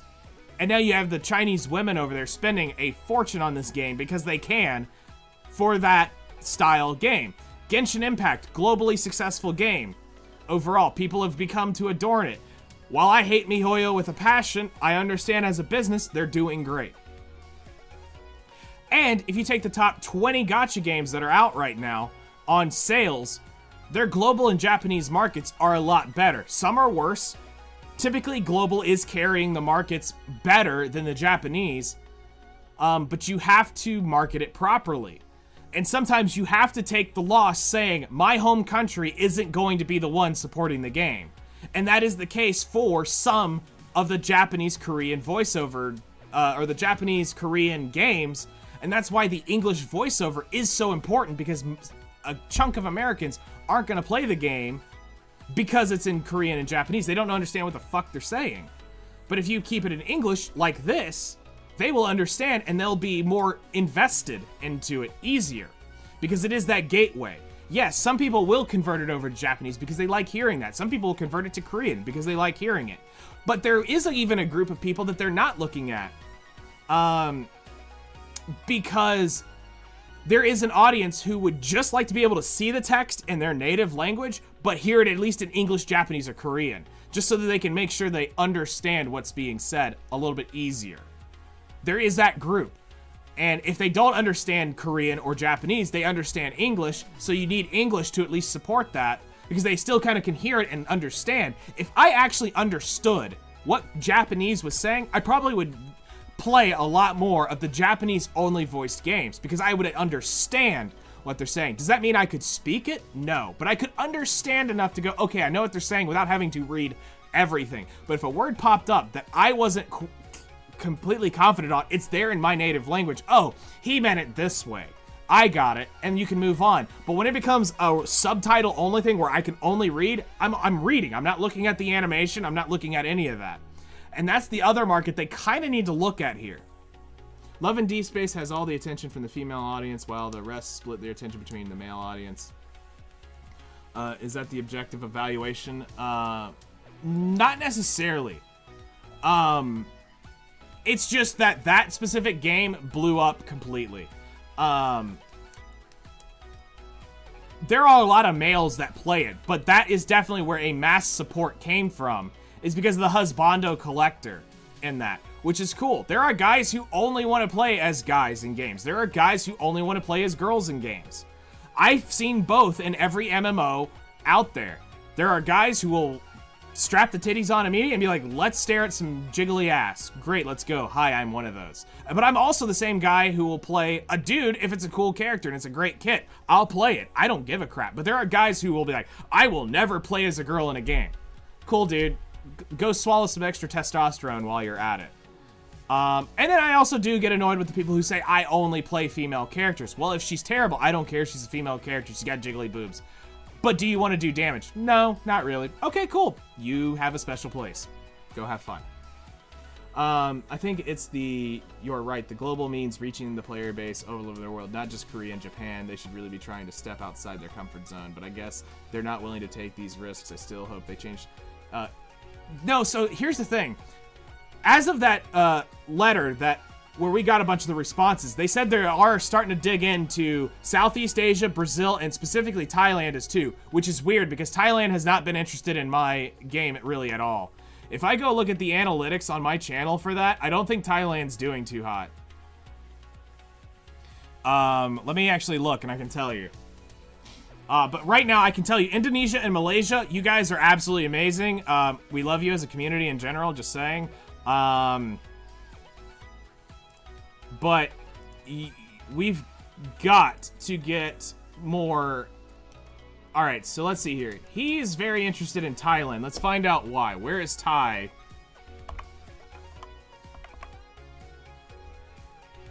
Thailand is 1.2% of my audience. Now, here's the thing. This is what I can tell you based off of the thing here.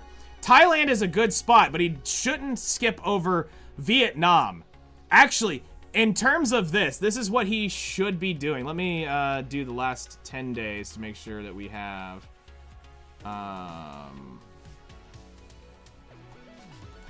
we want to do the last 2 weeks, custom.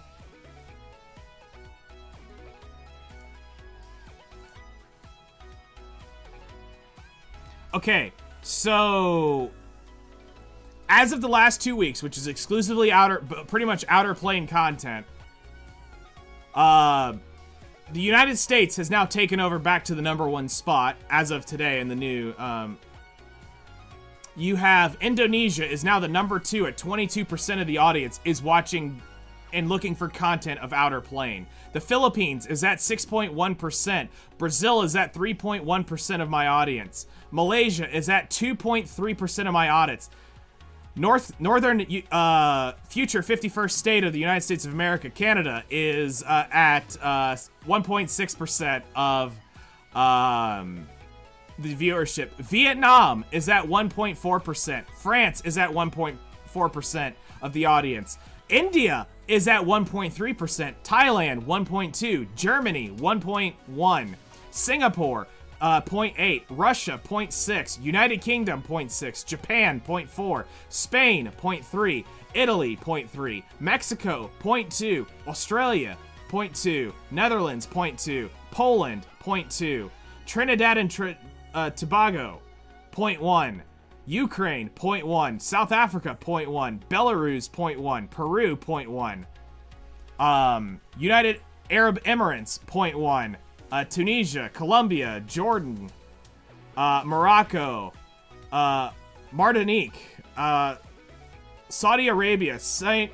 Vincent and the Grenadines, Hong Kong, or actually no, St. Vincent stops at 0.1. After that, Hong Kong and it goes below 0.001 for Hong Kong, Nimba, Nicaragua, Argentina, Switzerland, Denmark, Turkey, and Uruguay. Hell yeah! Representing the 0.1%, or the 0.1%. Hell yeah! We appreciate you. Keep doing what you're doing. We see you. So, this is what I mean is like, knowing this data is exactly what tells you. And I can literally sit here and say, hey, you guys need to focus here. This is where an audience is actually interested in your game. Put more time here.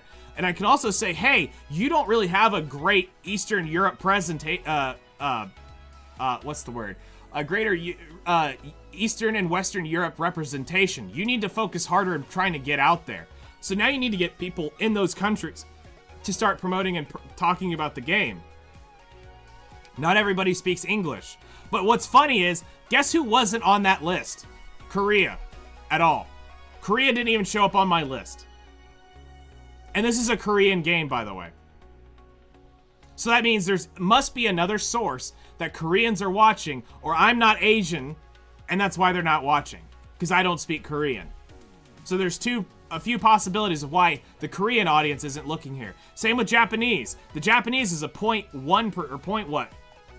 Japan was the 0.4% of Japanese people of the Japanese market is watching my videos are from Japan, which says they're probably also going to somebody Asian or speaks Japanese to understand, because it's probably a language barrier for some. Some are probably able to listen to me in English. Great. That's awesome. And that's probably the 0.4%. It's probably why it's not higher. It's where you market the game too, is a very big deal. So I hope they venture out into these countries and actually spend time developing from them, because it can help a lot. Came back after the service transfer, used to have a weird message pop up everything I was playing, since no transfer, no more pop up. Yeah, awesome. You may have experienced a bug somehow, unless it was something to do with your location in connection to the server is the only thing. or whatever they patched in the service transfer was useful.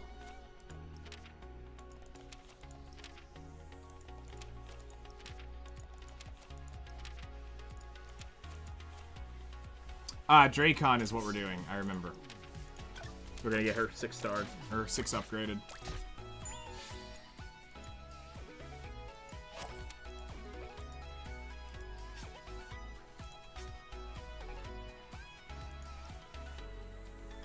Alright, go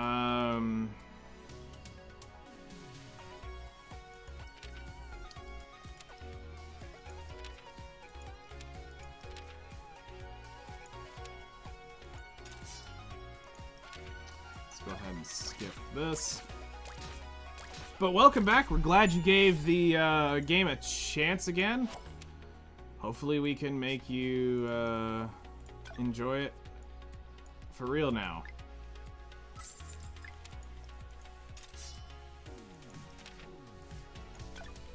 And also, I hope that it doesn't scare anybody away with what I'm talking about.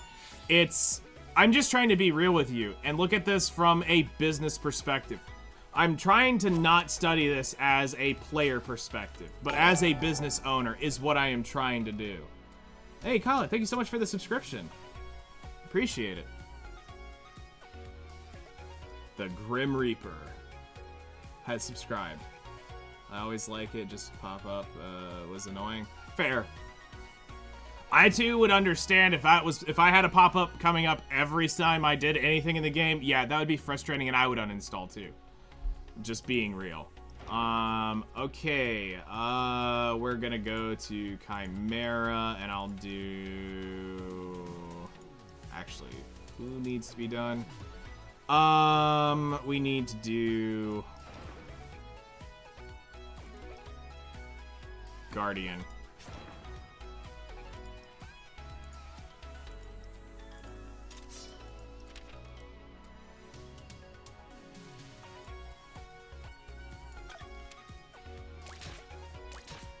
Just go ahead and I just brute force this at this point to a point. Just push through it.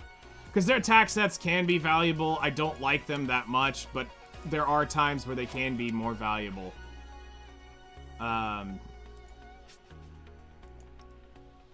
So Beth would need another 30 to go through. I'm not doing that today in one pull. Beth has got a ways to go, but I do want to get that book out at some point from her. Alright, why keeping stamina max instead of letting it regenerate? Because I am going to probably binge dump it. But I just don't know exactly where I'm going to binge dump it yet. Also, with all, again, I play on the game all day long. If I was to do what you think I should do right now with my energy, I could not do it. Because everything in the game costs energy. So if I jump in, and want to play story, I need energy. If I want to go to tower, I need energy. If I want to grind hunts, I need energy. If I was to burn it all on stream, I would have nothing to do, and I couldn't play it. Like, there was a couple days, just a few days ago, where I literally was on the regeneration energy. I could only stream it in the morning, I couldn't stream it at night. So if I come in at night and want to play the game, there's not fuck all for me to do. I can't do anything until I have energy. And there's not enough energy regen in the time I stop playing and the time I come back to do anything. So it's better for me to just hard dump it at some certain point than for it to regen. Because at least I can do right now whatever I want to do in the game. As long as I'm not, yeah, it's basically what it is. It allows me that if I want to sit down, you know, today if we went and had the economics talk, I would be grinding deep. I mean, we're still gonna do it, but we didn't have the economics talk, I would have been doing a lot more. We'd be clear, which we'll get to in a minute. We're working on going through all the side stories and maxing them out real quick, so that these are done and we have the Aether from these. So it's honestly, it's because of how I play. By being a streamer, I have to have it backed up to make sure that I can do whatever I want to do. But if there are days or like say that there is a day where I'm gonna just not play Outerplane at all, then sure, I could honestly justify burning it down to a regeneration rate. But it also doesn't kill me because I could go grind Chimera right now and zero that out. And I would be perfectly fine. But if I wanted to push something, I don't have the energy to do it. So it's why I told him, which is why I told the developer, your energy economy is good for the average person, but if you want to binge the game and how I would play it on stream daily, you can't do that. It's not, I can't play 3-4 hours every day on 150 energy. You got to be fucking out of your mind. To think I could play the game. At least with Epic 7, we had leaves.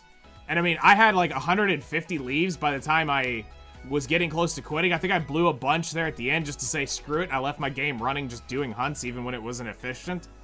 But if we don't have anything like that to burn energy on, I get a lot less things to do. It literally becomes play PvP, and PvP is not rewarding to play. There is no reward in that is worth it. The only reward that's worth it is the #1 slot in Arena, and that's pointless to that person generally. So, I'm not going to go up there and climb and deal with those actual people who are spending money. Fuck that. I can't do that. And there's stuff I have to save too for videos. Like today's video I have to record is special requests. Oh boy. Yay. That's going to be some energy right there. So yeah, I'll be doing special requests today, talking about all the different gears and hunts and stuff. So we need some energy for that. Not that I'm planning on doing a bunch, but, you know, I need some. Alright, let's go ahead and clear this out.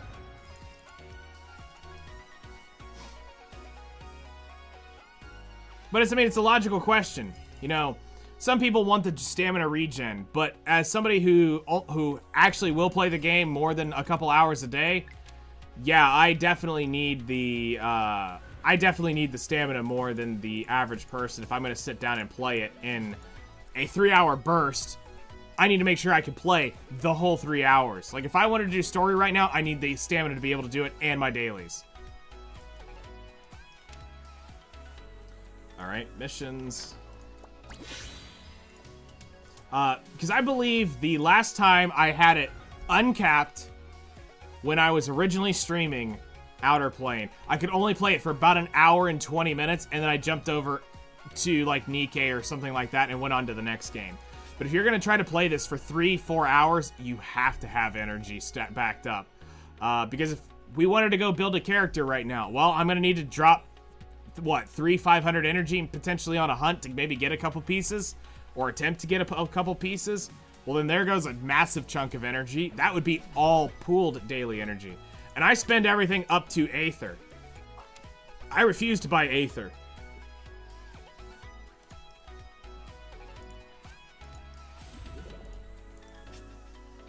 Okay, so where are we in the grind? What else do I have left to do?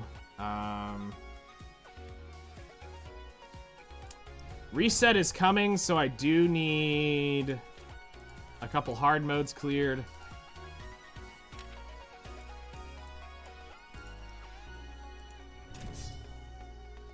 Actually, I think there's a couple stages I have to beat for the survey hub. Hold on.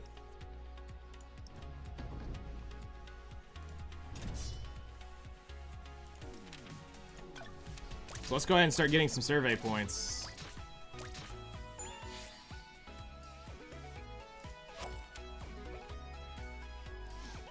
Once we clear up these things. Those are for friendship, because that's normal. But we need the... I know there's some hard modes in here as well. Sell 20 pieces of gear. I can do that.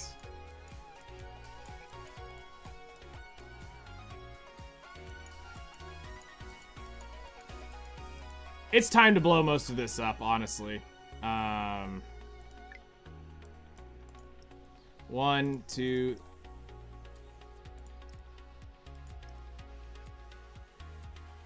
Yeah, we'll go ahead and... 3... 4. I'm actually gonna roll that. I'm gonna roll that as well. We'll go ahead and get rid of lifesteal. I'll never use it. So let's go ahead and just blow all of these up. I don't personally like the set. Someday there'll be something, but I'd rather just have it already sitting in, I'll go ahead and get rid of evasion, because it's going to be so long before I build any evasion unit. Let's go ahead and clear out this.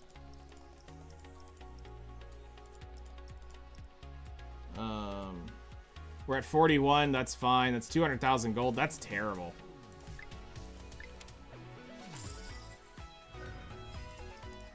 Alright, so...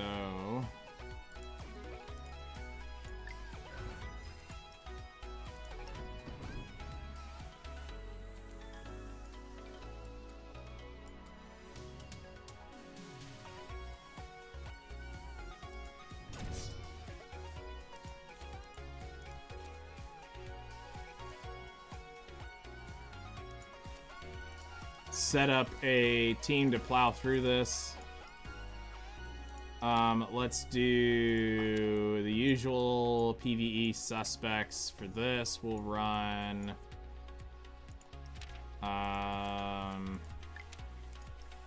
we'll run Scotty. We'll run...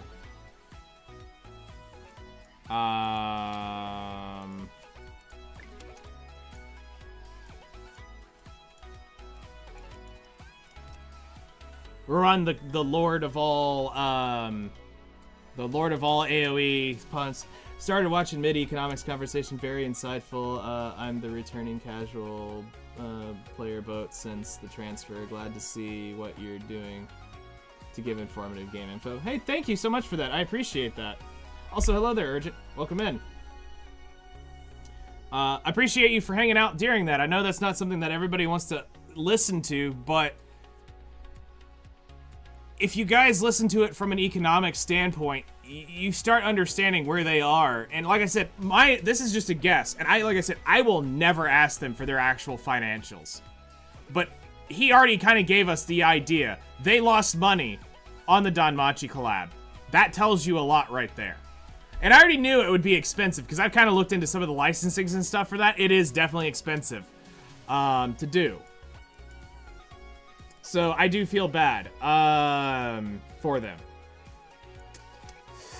Let's see here. For story clearing, honestly, we don't really need a ton of sauce. I'll run Eternal and alright, you guys pick. Luna, Ame, or Gnosis Dahlia, or Stella. Demi Stella. Basically one of those 4. I'll put in that slot. You guys get to pick. First come, first serve. Luna, done.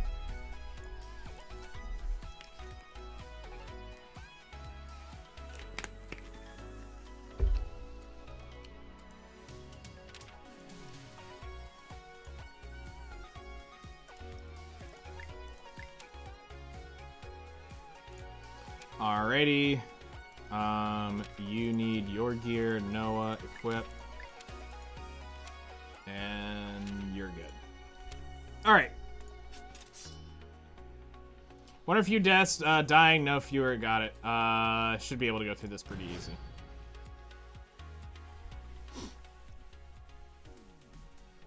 Fetch the moonlight, for your king has come! Is it my turn? Target confirmed. One shot, sure kill! It's called death, and it'll be your sanctuary. Now here's the nasty part. Lives forever. Necromancers control death. When you have death-broken enemies and stuff like that, Noah does some disgusting damage, but now we gotta wait for it to cycle around, which is why I try to not let it do stuff like this. But in early stages, it doesn't.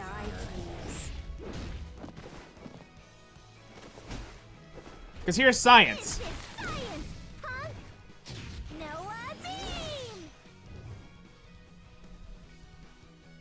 Bless science. My thoughts exactly. Small fun spotted. All clear. Follow my lead. It's called death, and it'll be your sanctuary. Because nobody lives forever.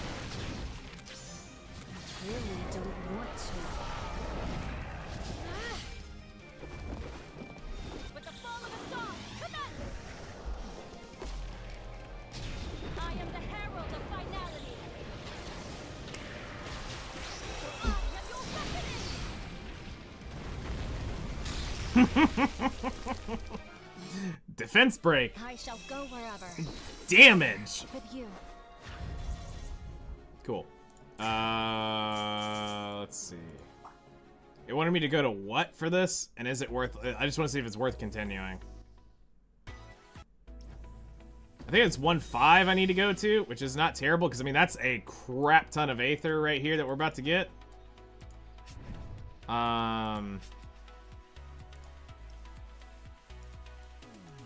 Okay, so this is starting to get into hard mode clearing, but it would go ahead and take it to stage 4.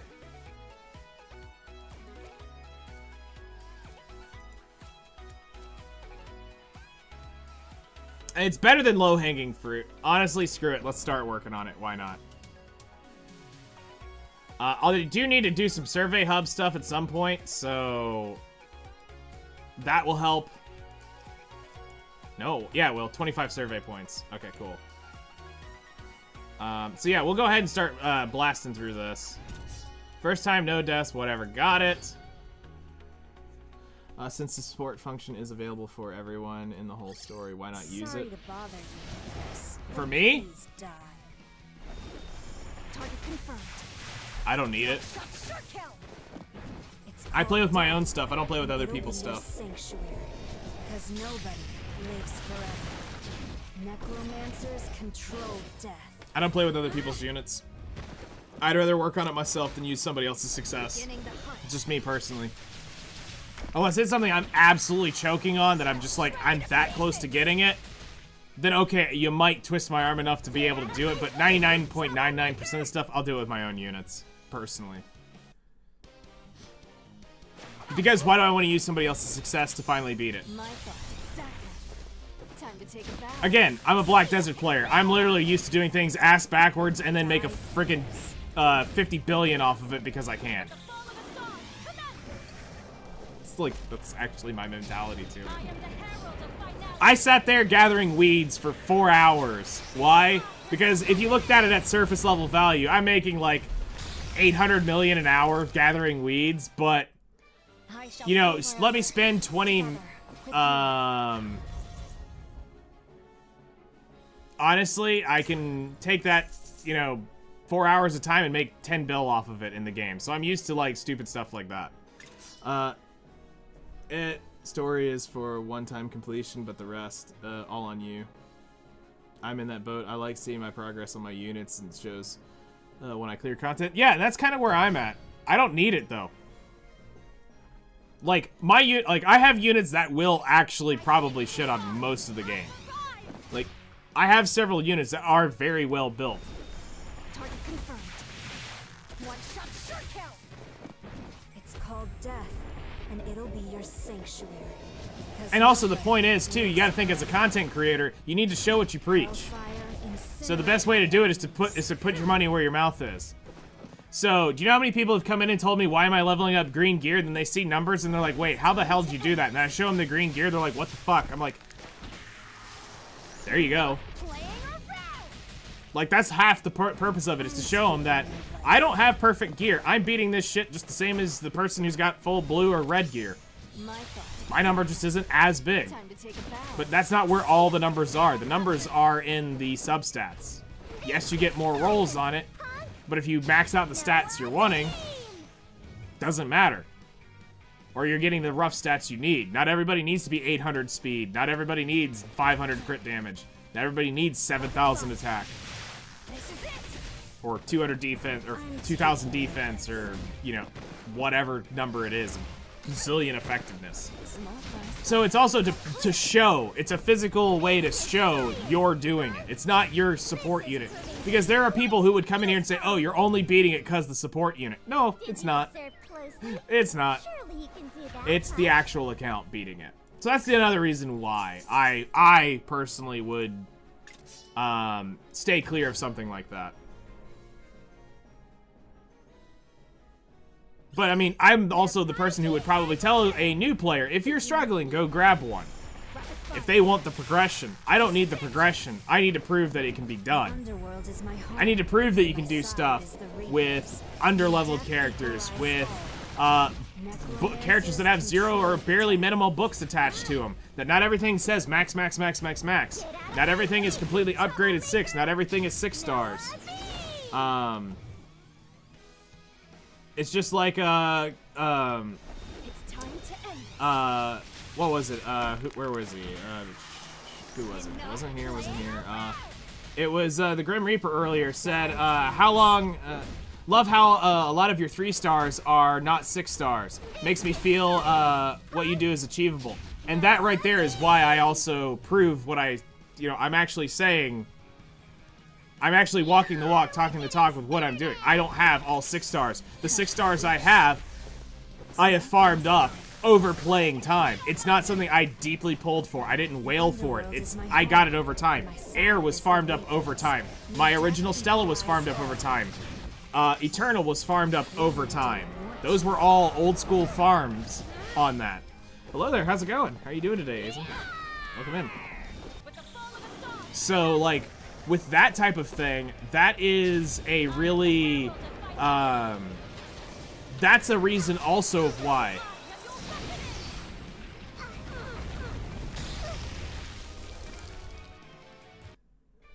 I shall go wherever. Together. Doing that for the in-game content, 90% of the content cleared without any special units. Nice. Hello there. It definitely has been not Jerry. Or is it, wait, is it still no, it's defiantly, not Jerry. I remember that misspelling. You were so salty. Oh man, that was a good day. I remember the day you changed that. Defiantly not Jerry. By singing the stars, I've arrived! Target confirmed. One shot, sure kill! The underworld is my home, and my side is the Reapers. May death equalize all. Necromancers control death. Hope you've been well, man. Good to see you. This is science, punk! No, I mean! Beginning the hunt. I'll shred you to pieces! Die, please. With the fall of a star, commence! Alright, let's put the economics lesson away.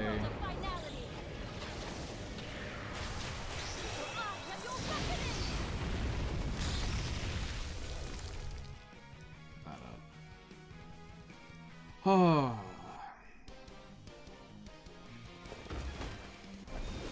Get in some bigger Aether farms today. Small farm spotted. Clear! If I can get to like 45,000 Aether, I'll feel okay.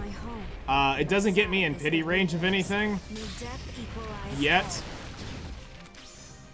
It would get me in the pity range of a Demi unit, yes, but 45,000 puts me at a 2 pity on a Gnosis limited unit, which is where I'm more going to be spending money or spending my currencies on.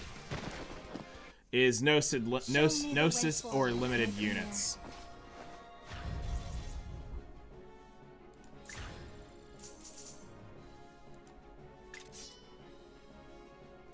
Alright, there's 1-6.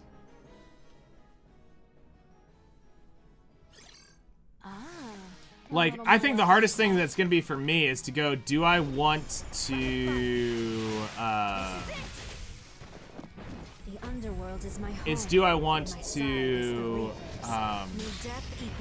end up getting that one pack. Because I have to look now that YouTube's making money. I can start putting a little bit into the game.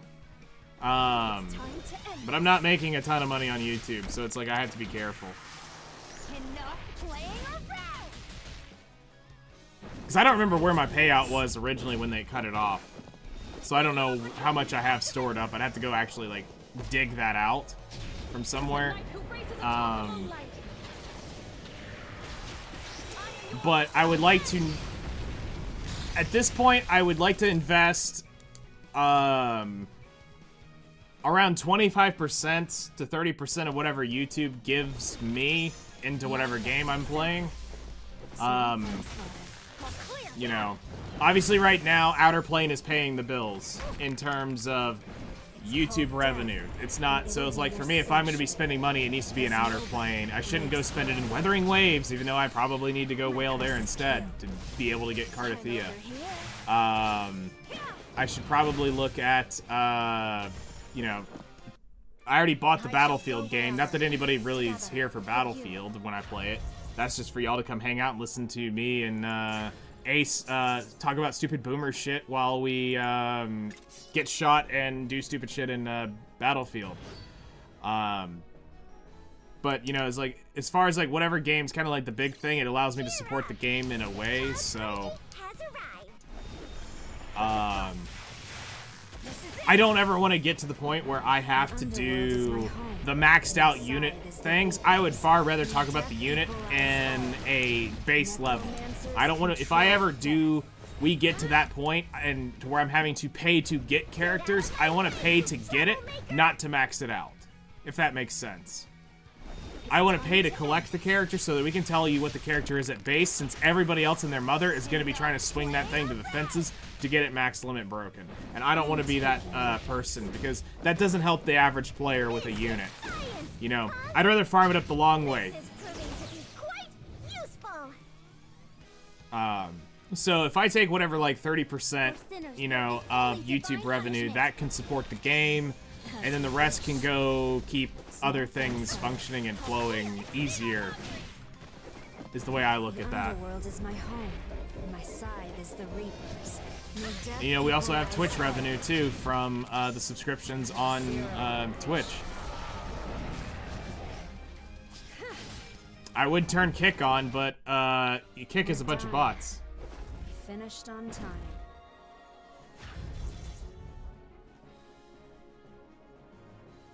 Weird, my thing just popped up. Speaking of Kick, that just updated. Diablo, Final Fantasy, Black Desert, etc. How many games are you grinding these days? Why all at once? I actually don't, and I think you're probably long gone, but if you are still there, I'm only grinding Outerplane, Battlefield 6, and Weathering Waves. But I think that was from the conversation earlier. Weird that did not just, I just updated when I refreshed it. Because I literally went over to check on it, and that sounds like that was a message from earlier, but it just popped up when I refreshed. Wow, Kick is being weird. Sorry to bother you. So Nemo was talking about it last night on Discord, saying that Kick was being weird. Now I'm starting to experience what she was experiencing, which I think now I know why she didn't stream on it last night. But like, if we got a following over on Kick for whatever reason, and people really wanted to support over there, I would turn it on. It's 98% bots that show up, so I don't. But if that's the case, can I pop the Kick window out and have that? Yes, I can. Alright, so if Kick chat does pick back up, I've got it now down here on the bottom so we can see more. Because it didn't show up on my thing until I refreshed, so it's there now. My thoughts exactly. Small fun spotted. It's so weird.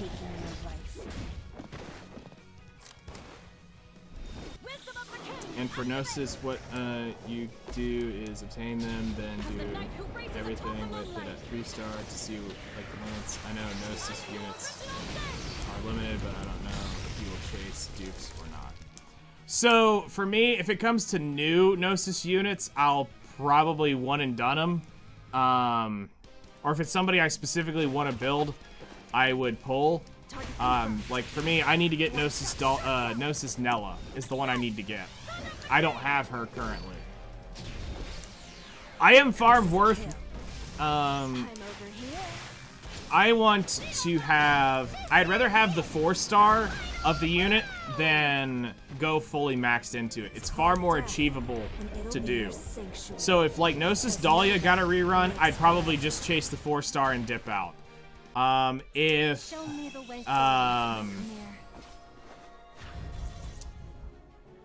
If Gnosis Nella showed up, if I got really lucky,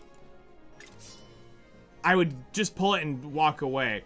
If it kind of drug me out to the end and right towards the end of Pity, I got the unit, I'd probably get the finish it off to get the 4-star. But I'm not going to be chasing it for the, I'm not going to ever really chase for 6 stars. That, like, you have to think financially, for me, that would be quite a strain to spend to 6-star a unit like that. It's called death. It'll be your sanctuary, because nobody lives forever. Hold on. Hellfire, incinerate my enemies.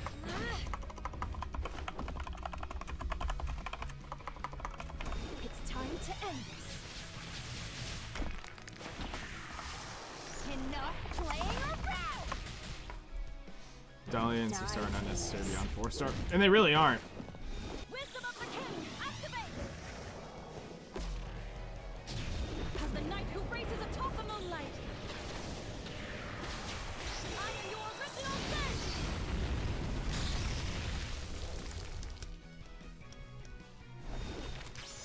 My thoughts exactly. Time to take a bow. See ya! Yeah. The underworld is my home, and my side is the Reapers. May death equalize all. Necromancers control death.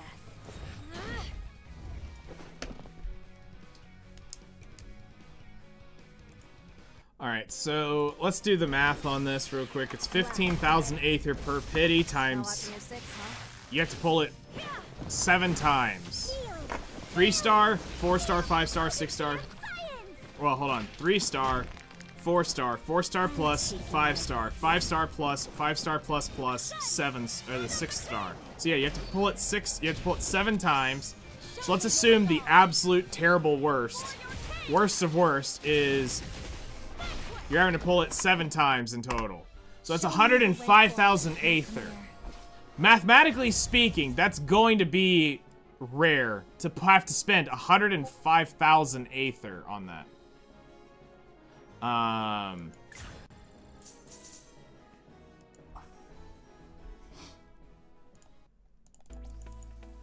So you have a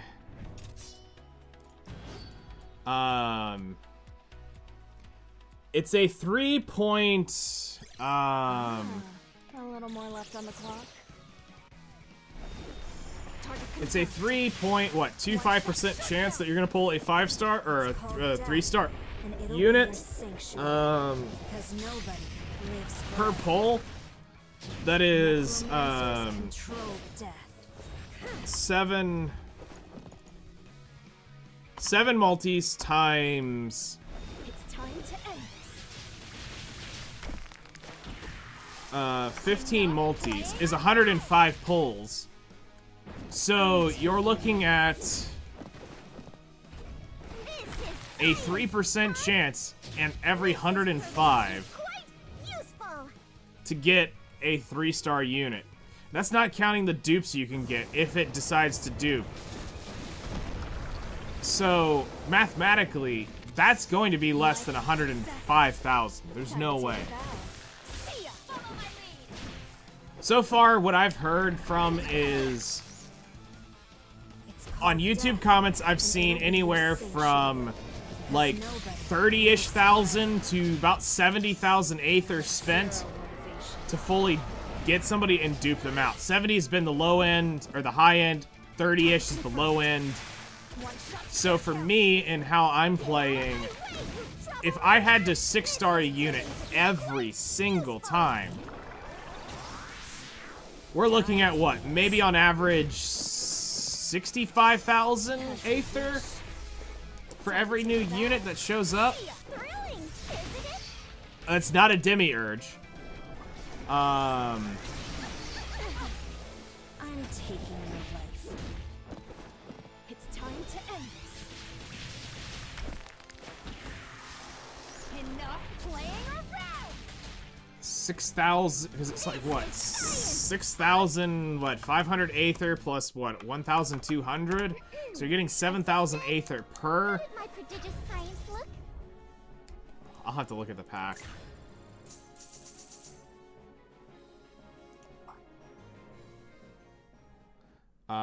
Okay, so that takes care of all of that level. Let's go clean those up.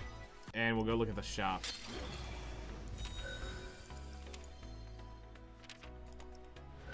Take that Aether. Ah,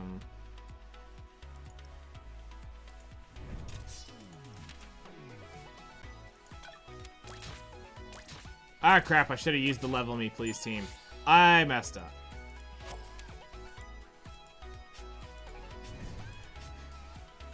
I fucked up, Ron.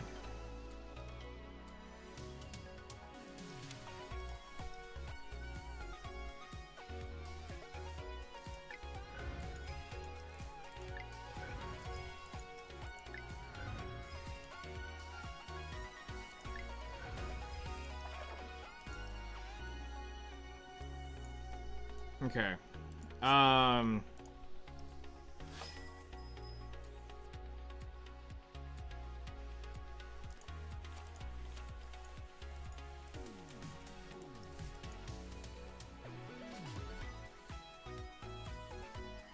5,000 for the max priced Aether bundle as of right now. So you're looking at, let's say 5,000 plus what would be 1,250. So you're looking at 6,200.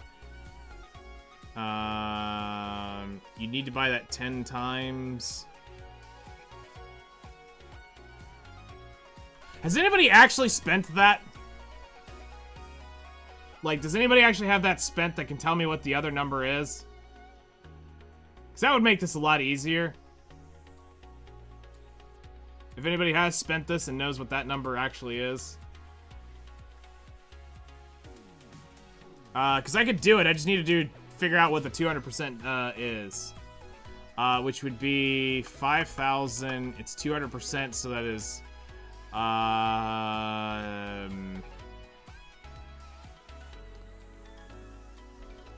it'd be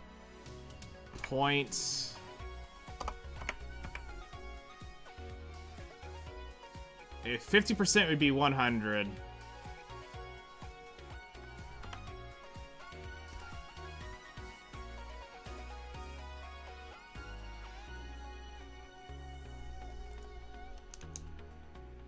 Um...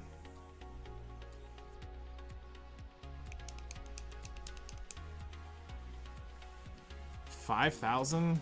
There's no way.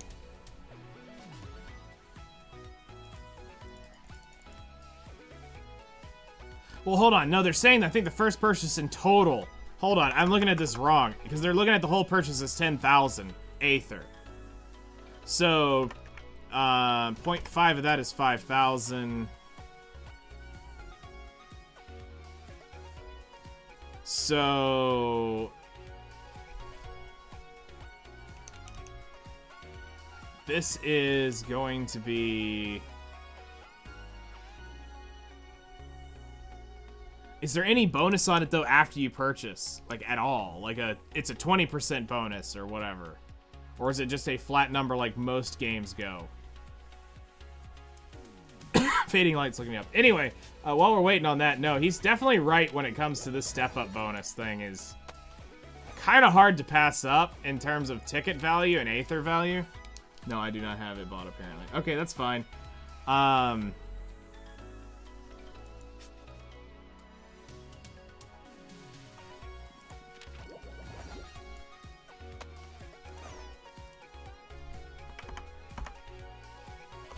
$6,000. Let's just say it's 5,000. Because it's probably like 1,200 something is what it probably actually is. So you'll say 6,250. You'll need... There is no bonus.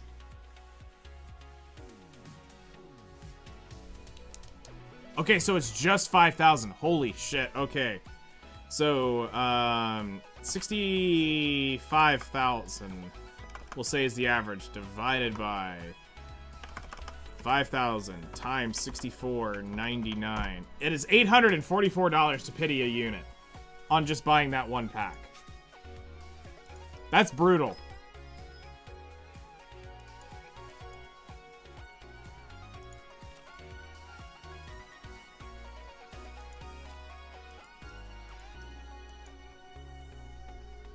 So the 200%, okay, so half of it would be, so, okay, so that's why the math wasn't working out.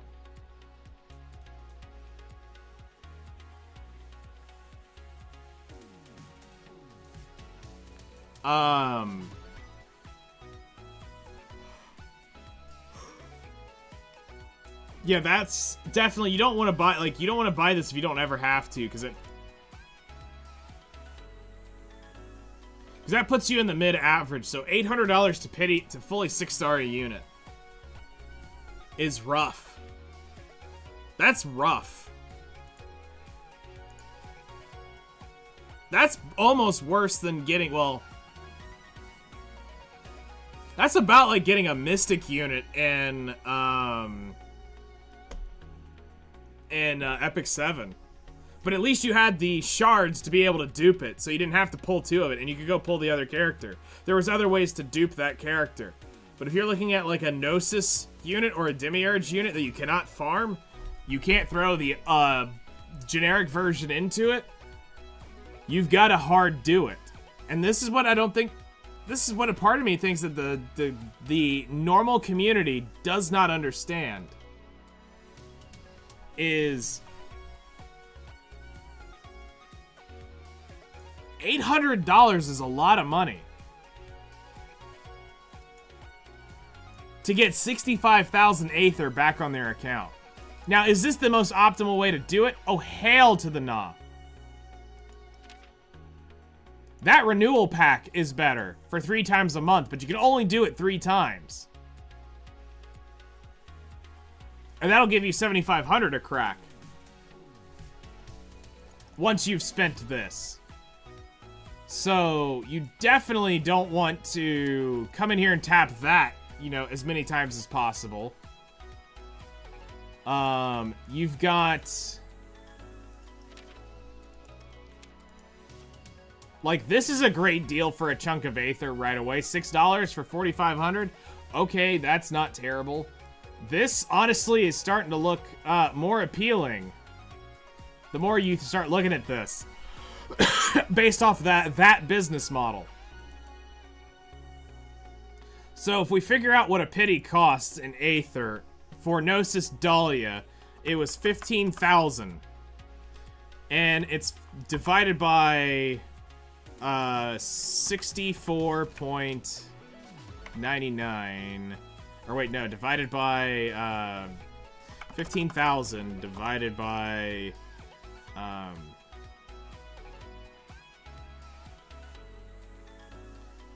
5,000. No, that's not what we want to do, because it would be 3 purchases. Yeah, so actually we just need to do 64.99 times 3 is $194. So if you want to dupe a character, this is definitely the one-time purchase is not a terrible idea. If you are going to be spending and you're like right there at the end and you gotta purchase up, this is better than pitying the unit. That's to get it there. Now, if we did a, 2,250 times 20 divided by 5,000 times 64.99. $500.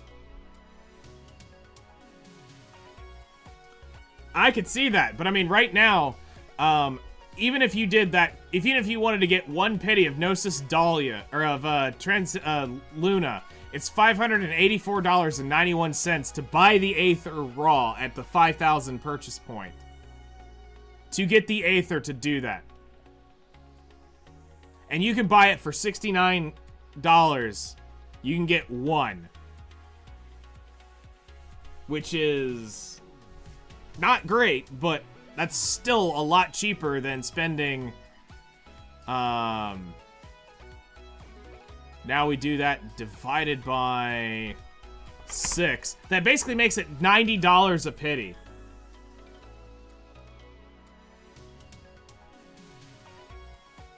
Like, if you divide that up into, well, no, that's actually not how that works. Step up, $80 includes the skin. Yeah, dude, this is definitely where you want to spend money on. And you're getting, in total, you're going to get 50, 80, 100, 10, 15 tickets. You're getting 5,500, 7,500, 8,500, 8,000... Wait, hold on. 7, 8, 5... 8,800 Aether. A rate up for a level 10 trust. You're getting 300 energy. You're getting a full level 10 exclusive equipment. You're getting 3 books to level 1 skill up. And you're getting a $10 skin. Yeah, these step-up bundles are absolutely nasty. They needed to keep more stuff like this in the game.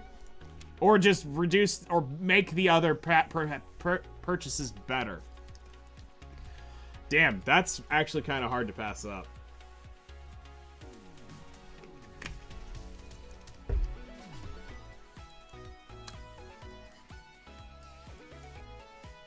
Oh, and 6 stage 6 gems, which is stupidly expensive to make, by the way. They do it for Gnosis and Seasonals, if I recall. This would become the thing to spend on.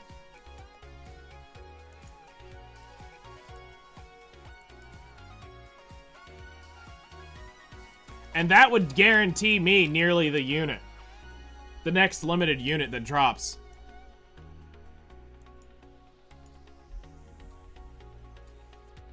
You got this for Gnosis Nella too? Okay.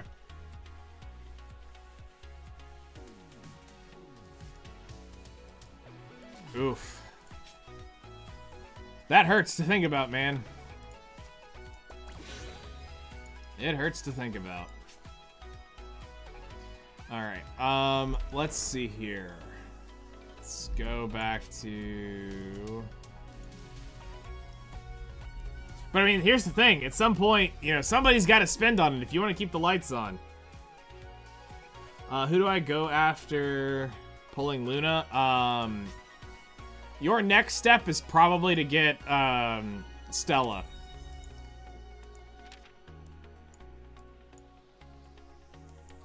This is probably the next chase for anybody after you get Luna. This is the real queen of PvE. The stupid shit she can pull off. This is just one of your best nukers, but as far as like the queen of PvE content, this woman has done stupid shit that I should never have survived through. And just everything about her is, her kit is absolutely epic. After that, then it just becomes who do you want?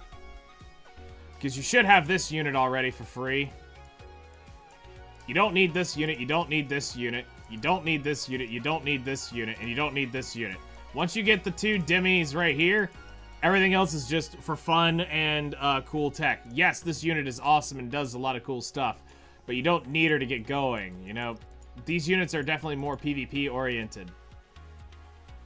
I love the nerf to her design there. Because that is not how that looks when you pull her.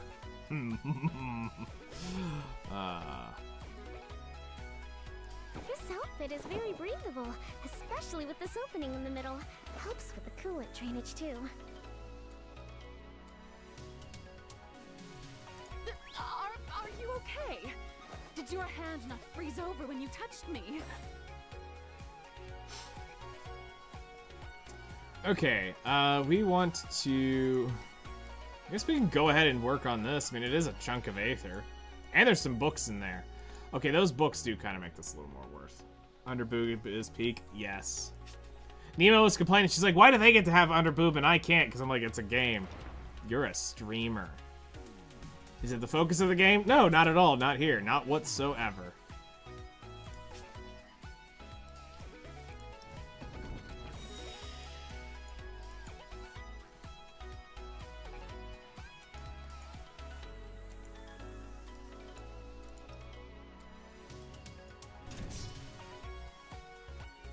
We have no idea what you're talking about. I mean, obviously you can give birth on stream now, because that was totally cool. Some chick gave birth live on stream. Like, the fuck? Twitch? What are you doing? My side is the Reapers. May death equalize all. Yeah. Hellfire, incinerate my enemies. Yeah, that happened on Twitch. I think it was last week. Some streamer, yeah, it was some stupid shit, too. Die, please. Like, bro, you are fucking crazy. This is a gaming website. Get that shit fucking off of here. Now, from what I understand, it was in a, like, water pool kind of thing. You couldn't see shit. But for, like, the whole thing was live streamed from the whole process. Every hour of it was up. You were there to watch it all. There was nothing that you didn't technically see as far as, like, you know, the whole... Because they did it all in that one room. So it's like, bro, this is fucking crossing a line.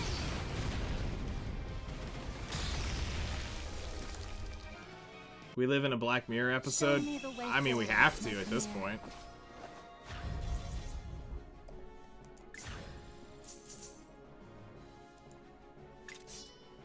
Like, honestly, the CEO should be fired about that. He should be kicked off for that. For supporting it. Yeah, no, it was a great thing. She's bringing life into the world. Cool, great. But, bro, get that shit off the fucking gaming website. Kids could watch in and see that. Now, should every kid... Did you hear about what happened to Amy at TwitchCon? No. I don't pay attention to a lot of that news. That is definitely more a Ace thing to pay attention to. He pays attention to all that type of stuff. If y'all guys don't bring it up to me, I don't know about it. Just being real. Beginning the hunt. I stay so out of the loop on most news aspects that if it's not based around anime titties or some specific game that I'm paying attention to, I don't know it. Get out of my way, you troublemaker! I keep my head down a good bit. I just sit back, I enjoy. My thoughts exactly. Time to take a bow. See ya! Some guy, some random dude walked past Twitch security, went up to kiss her on the mouth, and Twitch gave him a 30-day account ban. What? Really don't want to. Get out of my way, you Really? troublemaker! I shall go wherever. Wow. Together with you.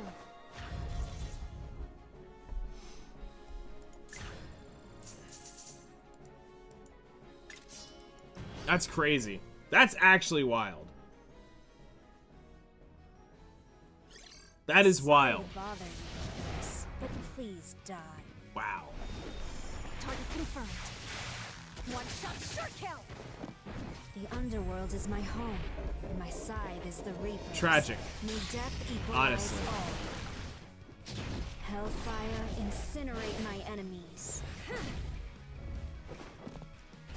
This is science, Like, punk! why is that acceptable at any point in time? Beginning the hunt. I'll shred you to pieces! I'm taking your life. And they slap him with a 30-day account ban. Science, punk! Why not a permanent ban? Are you that afraid? Is he that big of a spender? No, they haven't given a fuck for a long time. Time to take a bow. See ya! Follow my lead! I remember the first set of Twitch ambassadors with Carnage and the deer, whatever the hell that was. Because nobody lives forever. And people are like, wait, you want us to take us serious when this person's literally over here identifying as a deer on your first round? Like, With the fall of a star, commence! and then literally started spewing stupid shit about all sorts of stuff, and they're like, that's what you want to represent? You've literally got Carnage, like one of the coolest people out there, being a Twitch ambassador, and you also have this other person that completely neutered all of what that thing was supposed to be about, because all the negative press that came in from that, it's like, you don't understand, like, you just had one of your most positive dudes on the platform. I mean, there's many out there, but, like, you have who's such a huge and, like, respected person of Twitch, and they just pissed that away. And now nobody even really understands the Twitch ambassador thing is even a thing anymore. It all got written away after that.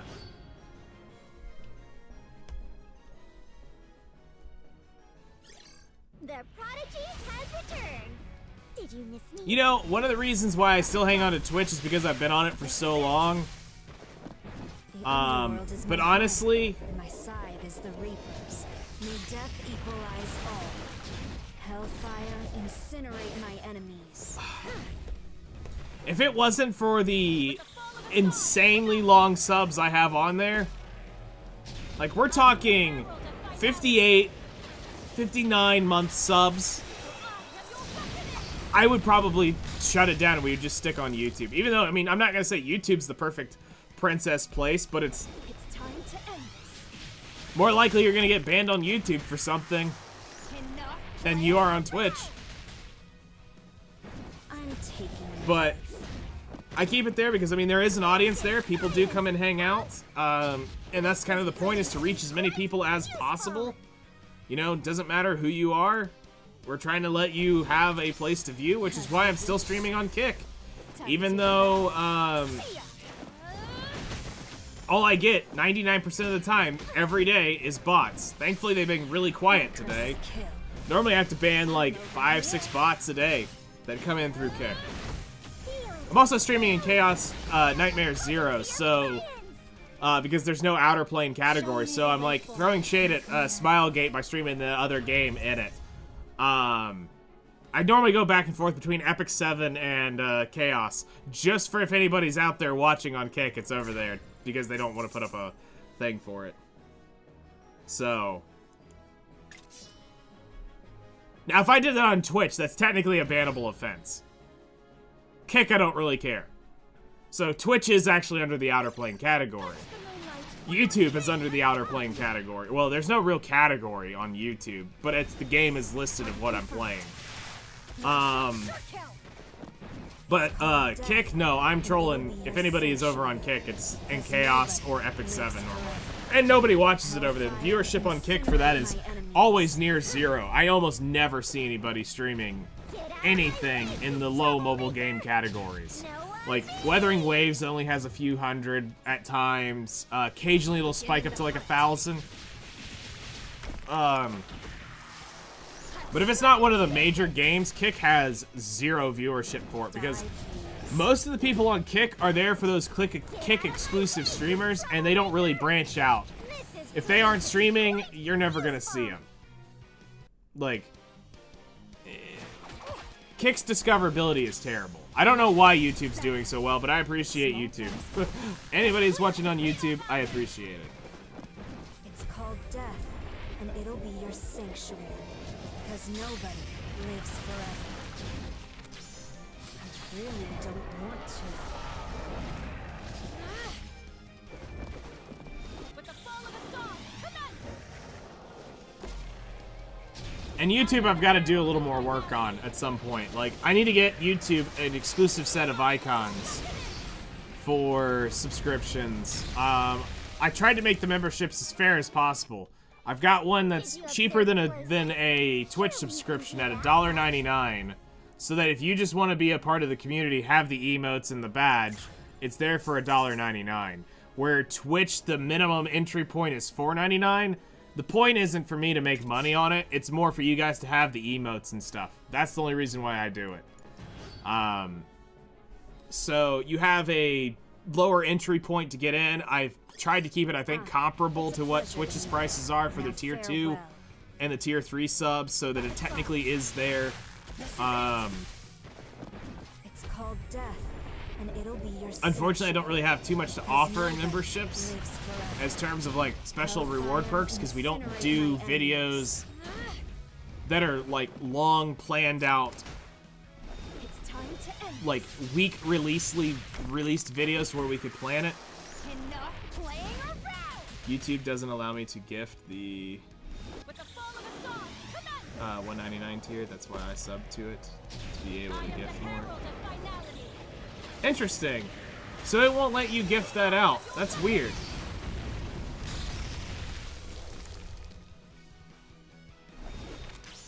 As you wish.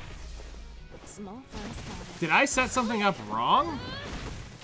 By chance? Let me look at my settings, because I don't think I did anything wrong with that. This is science! Earn. Where is it? Memberships. Target confirmed. One shot, shot. Oh, it will only let you do the The underworld is $4.99. my home, and my side is the reapers. Weird. May death equalize Hold on, let me all. check that. Necromancers control Memberships. This is science, punk! Let's edit the... death. Black fire. I'm over here. Feel it! Feel it! Feel the potency of science! I'm taking your life. Exalt Ars Nova! Show me your resolve! Weird, they don't allow... I shall go wherever. They don't allow... It doesn't look like it doesn't... There's no, like, special setting for it, but when I click on the $4.99... It doesn't say anything different as far as...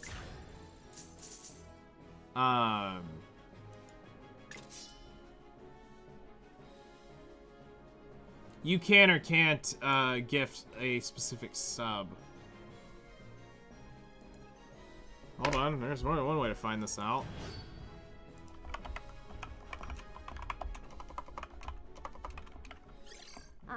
It's a pleasure to meet you. Now farewell.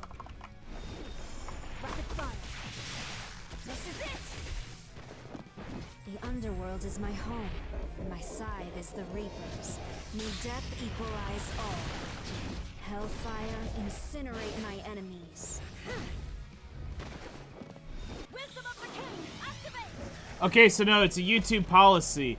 You cannot gift the specific $1.99 YouTube subscription because gift memberships are offered at the closest, highest price level available. And the lowest present option, usually $5. Gifted memberships are for 1 monthly access only, are distributed to eligible active viewers during live streams or premieres on a channel where gifting is enabled.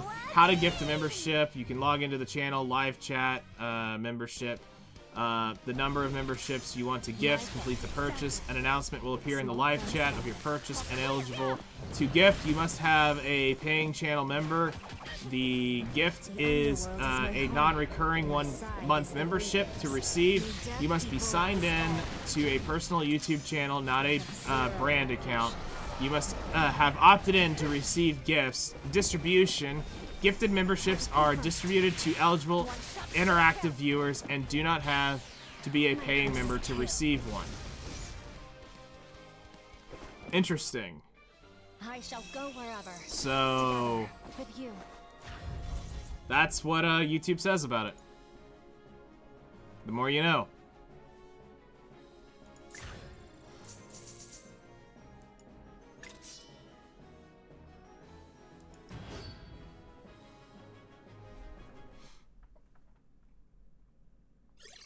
By singing the stars. The more you know. Target confirmed. One shot, sure kill. The underworld is my home, and my side is the Reapers. May death equalize all.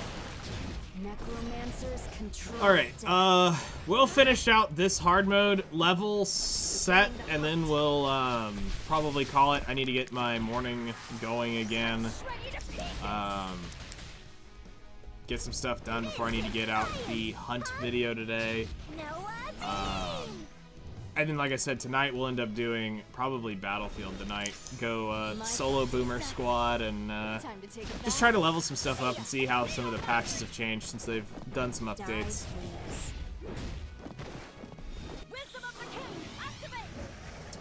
And then tomorrow we'll return with Outerplane in the morning. Probably a Weathering Wave stream. Because we need to do the weekly grind. Yeah, we'll do the weekly over there. The underworld is my home, and my side is the Reapers. May death equalize all. Cool. That kind of seems like a pretty decent plan. We have approaching on the 23rd will be Outerplane's update.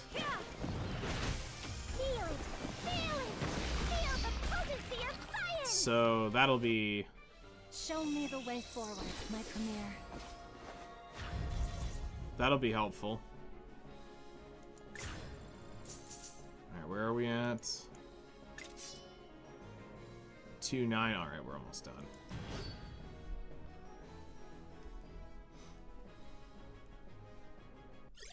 Sorry to bother you, but please don't. Hoping that brings Kitsune Tamamo. Target confirmed. It. One shot, sure kill. It's called death, and it'll be your sanctuary, because nobody lives forever. Necromancers control death. This is science, punk! It's time to end this. Enough playing around! I'm taking your life. My thoughts exactly. Small fun spotted. All clear! Follow my lead! Get out of my way, you troublemaker! Noah Beam! She was released at the end of the October. So this would probably be it. This is it. It's called death, and it'll be your sanctuary, because nobody lives forever. I really don't want to. Just fought a Demi Luna in arena. She is disgusting. Yep. She's even more disgusting the more you crank it up. Did you observe closely? Surely you can do that much.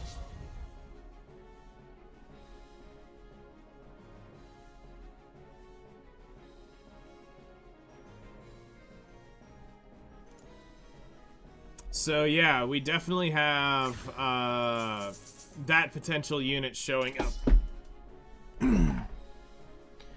But it's, are they going to do that, or are they going to rerun some sort of new Halloween event or something? Like, we don't know what actually they are cooking, but they did say they're rerunning several of the seasonals. Did you miss me? Rapid fire. This is it. The underworld is my home, and my side is the Reapers. May death equalize all. Incinerate my enemies. Wisdom of the King, activate! As the knight who races atop the moonlight, I am your original sin!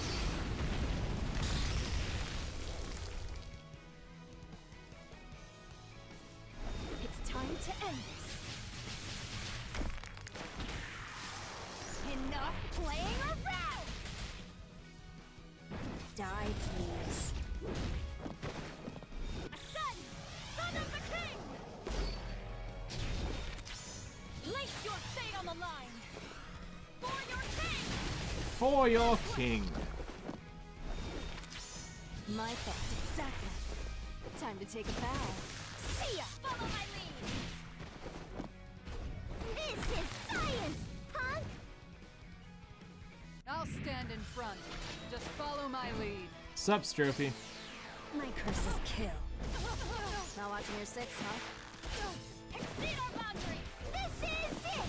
The final blow! I'll blow you to pieces! It's called death, and it'll be your sanctuary. Because nobody lives forever. I have zero motivation. This is science, punk! Noah beam! Thought this was a shield? Think again! Black fire. Not watching your six, huh? Follow my lead! Cool. Show me the way forward, my premier.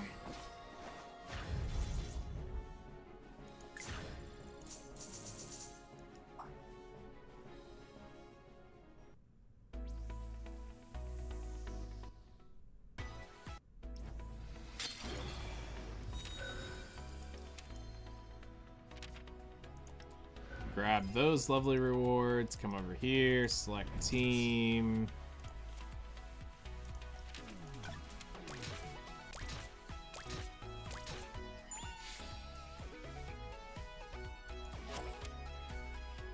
Cool. Let's go over here. Grab this.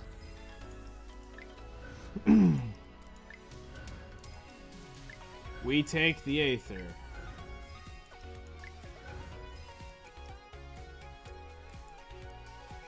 Alright, so next up we'll need to start working on the deeps to try to get to area 10. Complete hard mode all the way leveled up.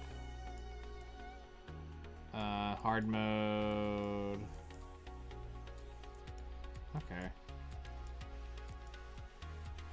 We're getting there.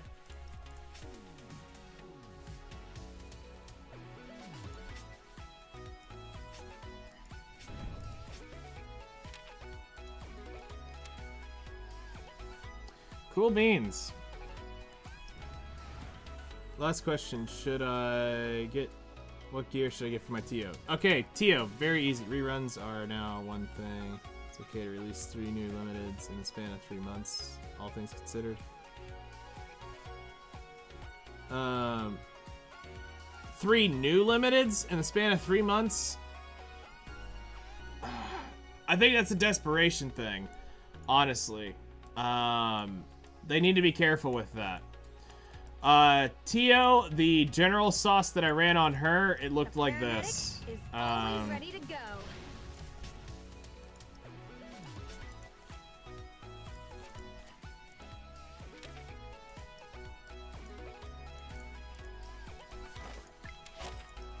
The paramedic is always ready to go. That's what we ran. The big thing is just some sort of good weapon for her. You want the resurrection token for her. Once you get a really good one, you can finally level this up and it'll have a 100% chance to res. Decent stats, get it going, somewhere like this.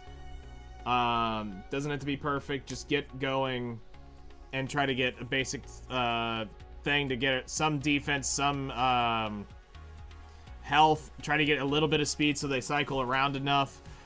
Resilience is nice, everything else is not necessary.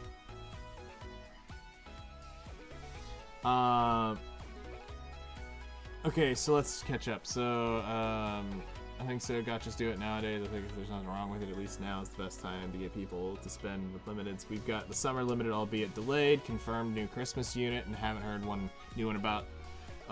Then they're probably not. This is probably going to be a rerun limited. But I'm trying to really promote and push for. I'm trying to get them to do a Gnosis banner for 2.5 anniversary is what I'm really trying to push for, is to put Gnosis Dahlia, Nella, and Omega Nadja in it to get people to spend that are new to the game. They need big money, and that's a quick way to do it. Is it a little predatory? Yeah. Especially if you're spending on the other things, but I've been trying to poke them to do that. Because it's something very easy to do that will get a lot of new players spending. Again, it's about getting the new money into the game, not the old money. The old money already probably has this. So that's why you need new units. And that's why rerun units are good, is because it allows you to skip as somebody who invested early on to save for the new, and it allows the new player to obtain potentially something that is very good for their account. So As does the amount of my ammo. that's something that needs to be taken into consideration as well.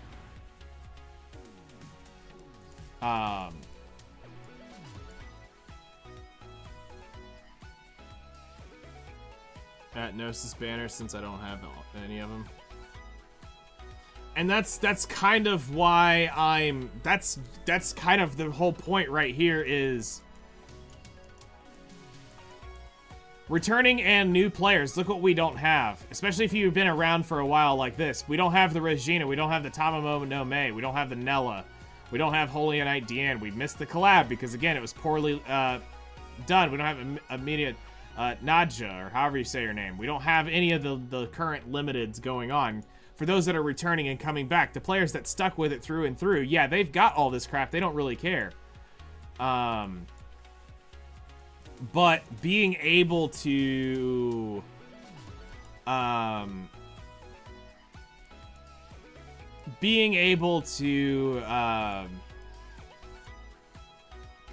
bring especially this one, and Dahlia to a single banner. This is what a lot of people ask me about, are those 3 units right there. Nobody's really asking me about Tamamo or Holy Knight Diane. Actually, if anything, we get asked more about Summer Regina than we do about Holy Knight Diane.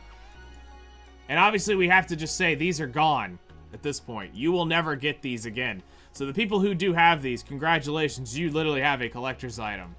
These will never return at the current state of the game. If we can get them making a couple $1 million a month again, we can actually actively push for this. So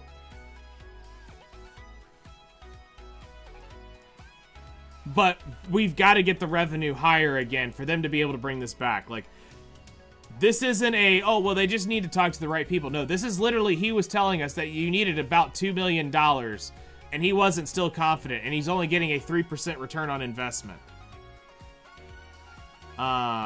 So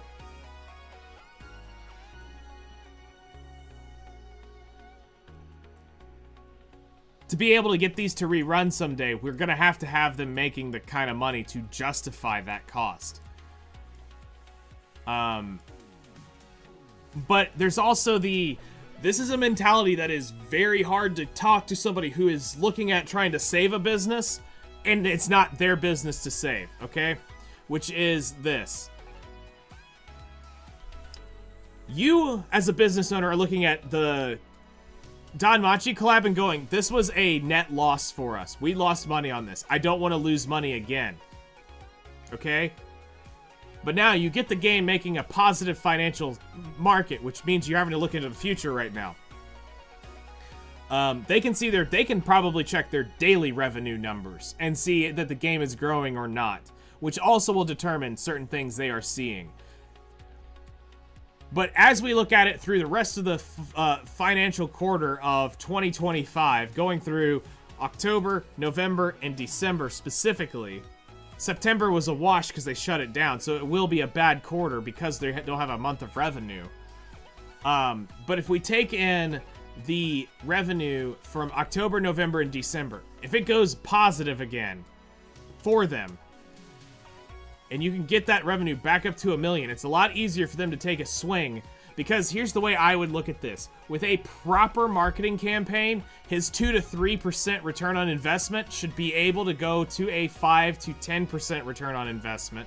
Not great, but it's a 5 to 10% actual return on investment day one, which then will turn into a 25-30% return on investment if you end up bringing new players in and truly hooking them by returning these. By bringing in a new IP, you know, down the road. Actually bringing in somebody monstrous like Overlord. I mean, I hate to say it, but it kind of, no, you know what? No, we do not want to bring in the ReZero sluts because they will abandon the game so fast when they realize they can't use their ReZero units and everything possible. So no, we need to leave them out because they are terrible, and that's exactly what we saw with Epic 7. As soon as the ReZero units weren't really that great, or we could bully them into existence because we knew how to beat the game, they didn't like that and they got pissy and they would leave. So we want to leave ReZero out of it. But if you could bring some major running, highly popular anime collab into a growing successful game, the return on investment on the actual collab will be low. But if you can hook them for the next 90 days and bring out some things that will get them spending money, you can probably take that return on investment of the $2 million and make it go up to 30%. If you can get them spending. Imagine a solo leveling collab in a game like this. No, think more like Ainz and Albedo, because you need to think about the milkers of this. There's a quite common theme here, if you haven't noticed.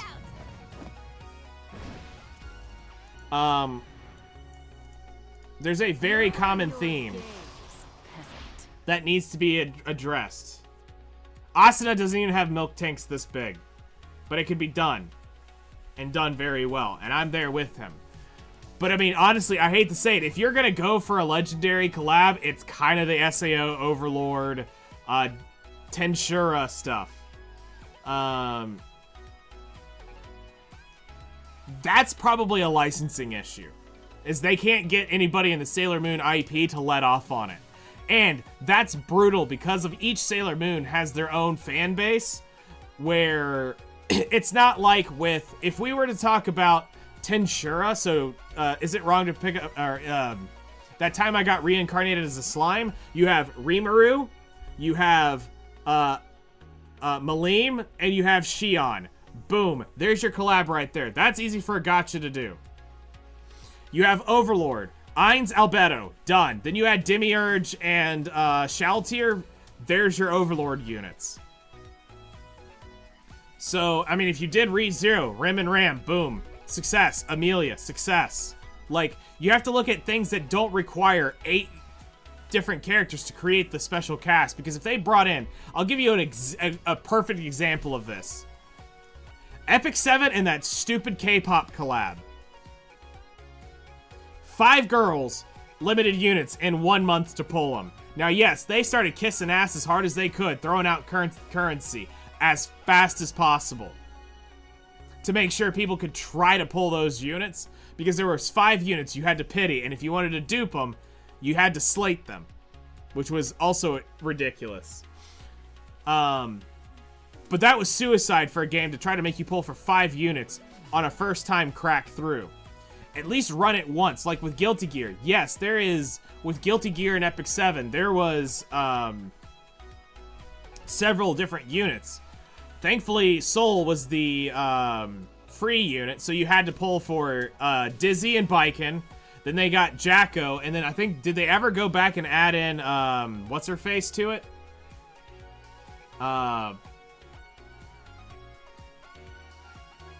Did they add a 4th? No, they've never added a 4th, never mind. Because a lot of people were assuming they were going to get the other Valentine or the rocker girl that Soul was attached to. Roxy, I think is her name. Summoner Wars usually had 5-6 units when they collapsed. And that's suicidal, though. Because not everybody has that kind of, just Elfelt and, Jacko. Okay. So, collabs here are going to be very cautious, and normally I'm going to give you an idea of how this works. It's usually tied to something. Demon Slayer in a movie release would probably be a great time to do it. So the next Demon Slayer movie, you try to get, you know, people try to go out and collab with like Demon Slayer at the point of the movie coming out. Great marketing. It's about the movie. The units are from the movie. You're talking about it. I know no gacha can afford it, but it's the idea. It's a great example. You've got the movie coming out. You can do that. You can do Danmachi, season whatever. You can do that. You can do Tensura, season whatever. New gacha game. Seven Deadly Sins has got a... Seven Deadly Sins has got a new game coming out. So you promote Seven Deadly Sins while their game's coming out. There is ways to do it and get people hyped for both ways.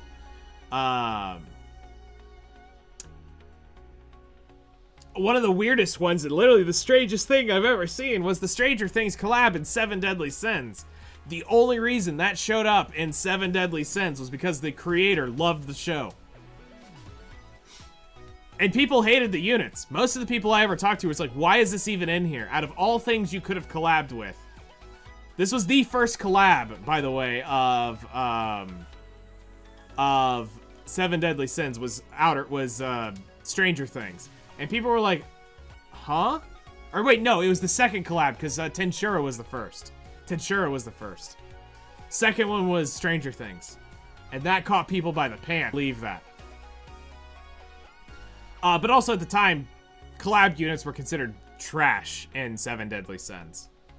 Like, Rimuru had limited use. Malim was garbage. You couldn't do anything with it. So it's kind of whatever at that point.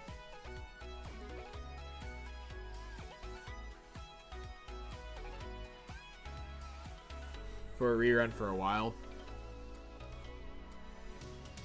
Fairy Tail is a great one. Fairy Tail would be a good one to have. Farron would be a great one to have.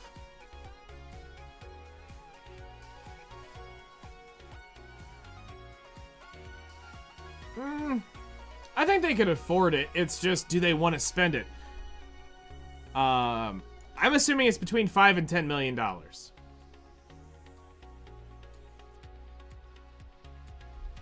But anyway, that's gonna call it quits for me today on Outerplane. I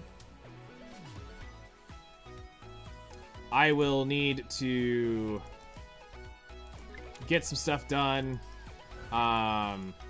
We'll be back on probably later tonight to mess around with some Battlefield, continue on that grind. Looking forward to getting to mess with that. But I appreciate you all coming and hanging out and listening to a couple of the TED Talks we had here. Yeah, so if you guys have any questions, you know where to find me. I appreciate you all. Hope you all have a great rest of your mornings, afternoons, and evenings, and I'll see you guys later.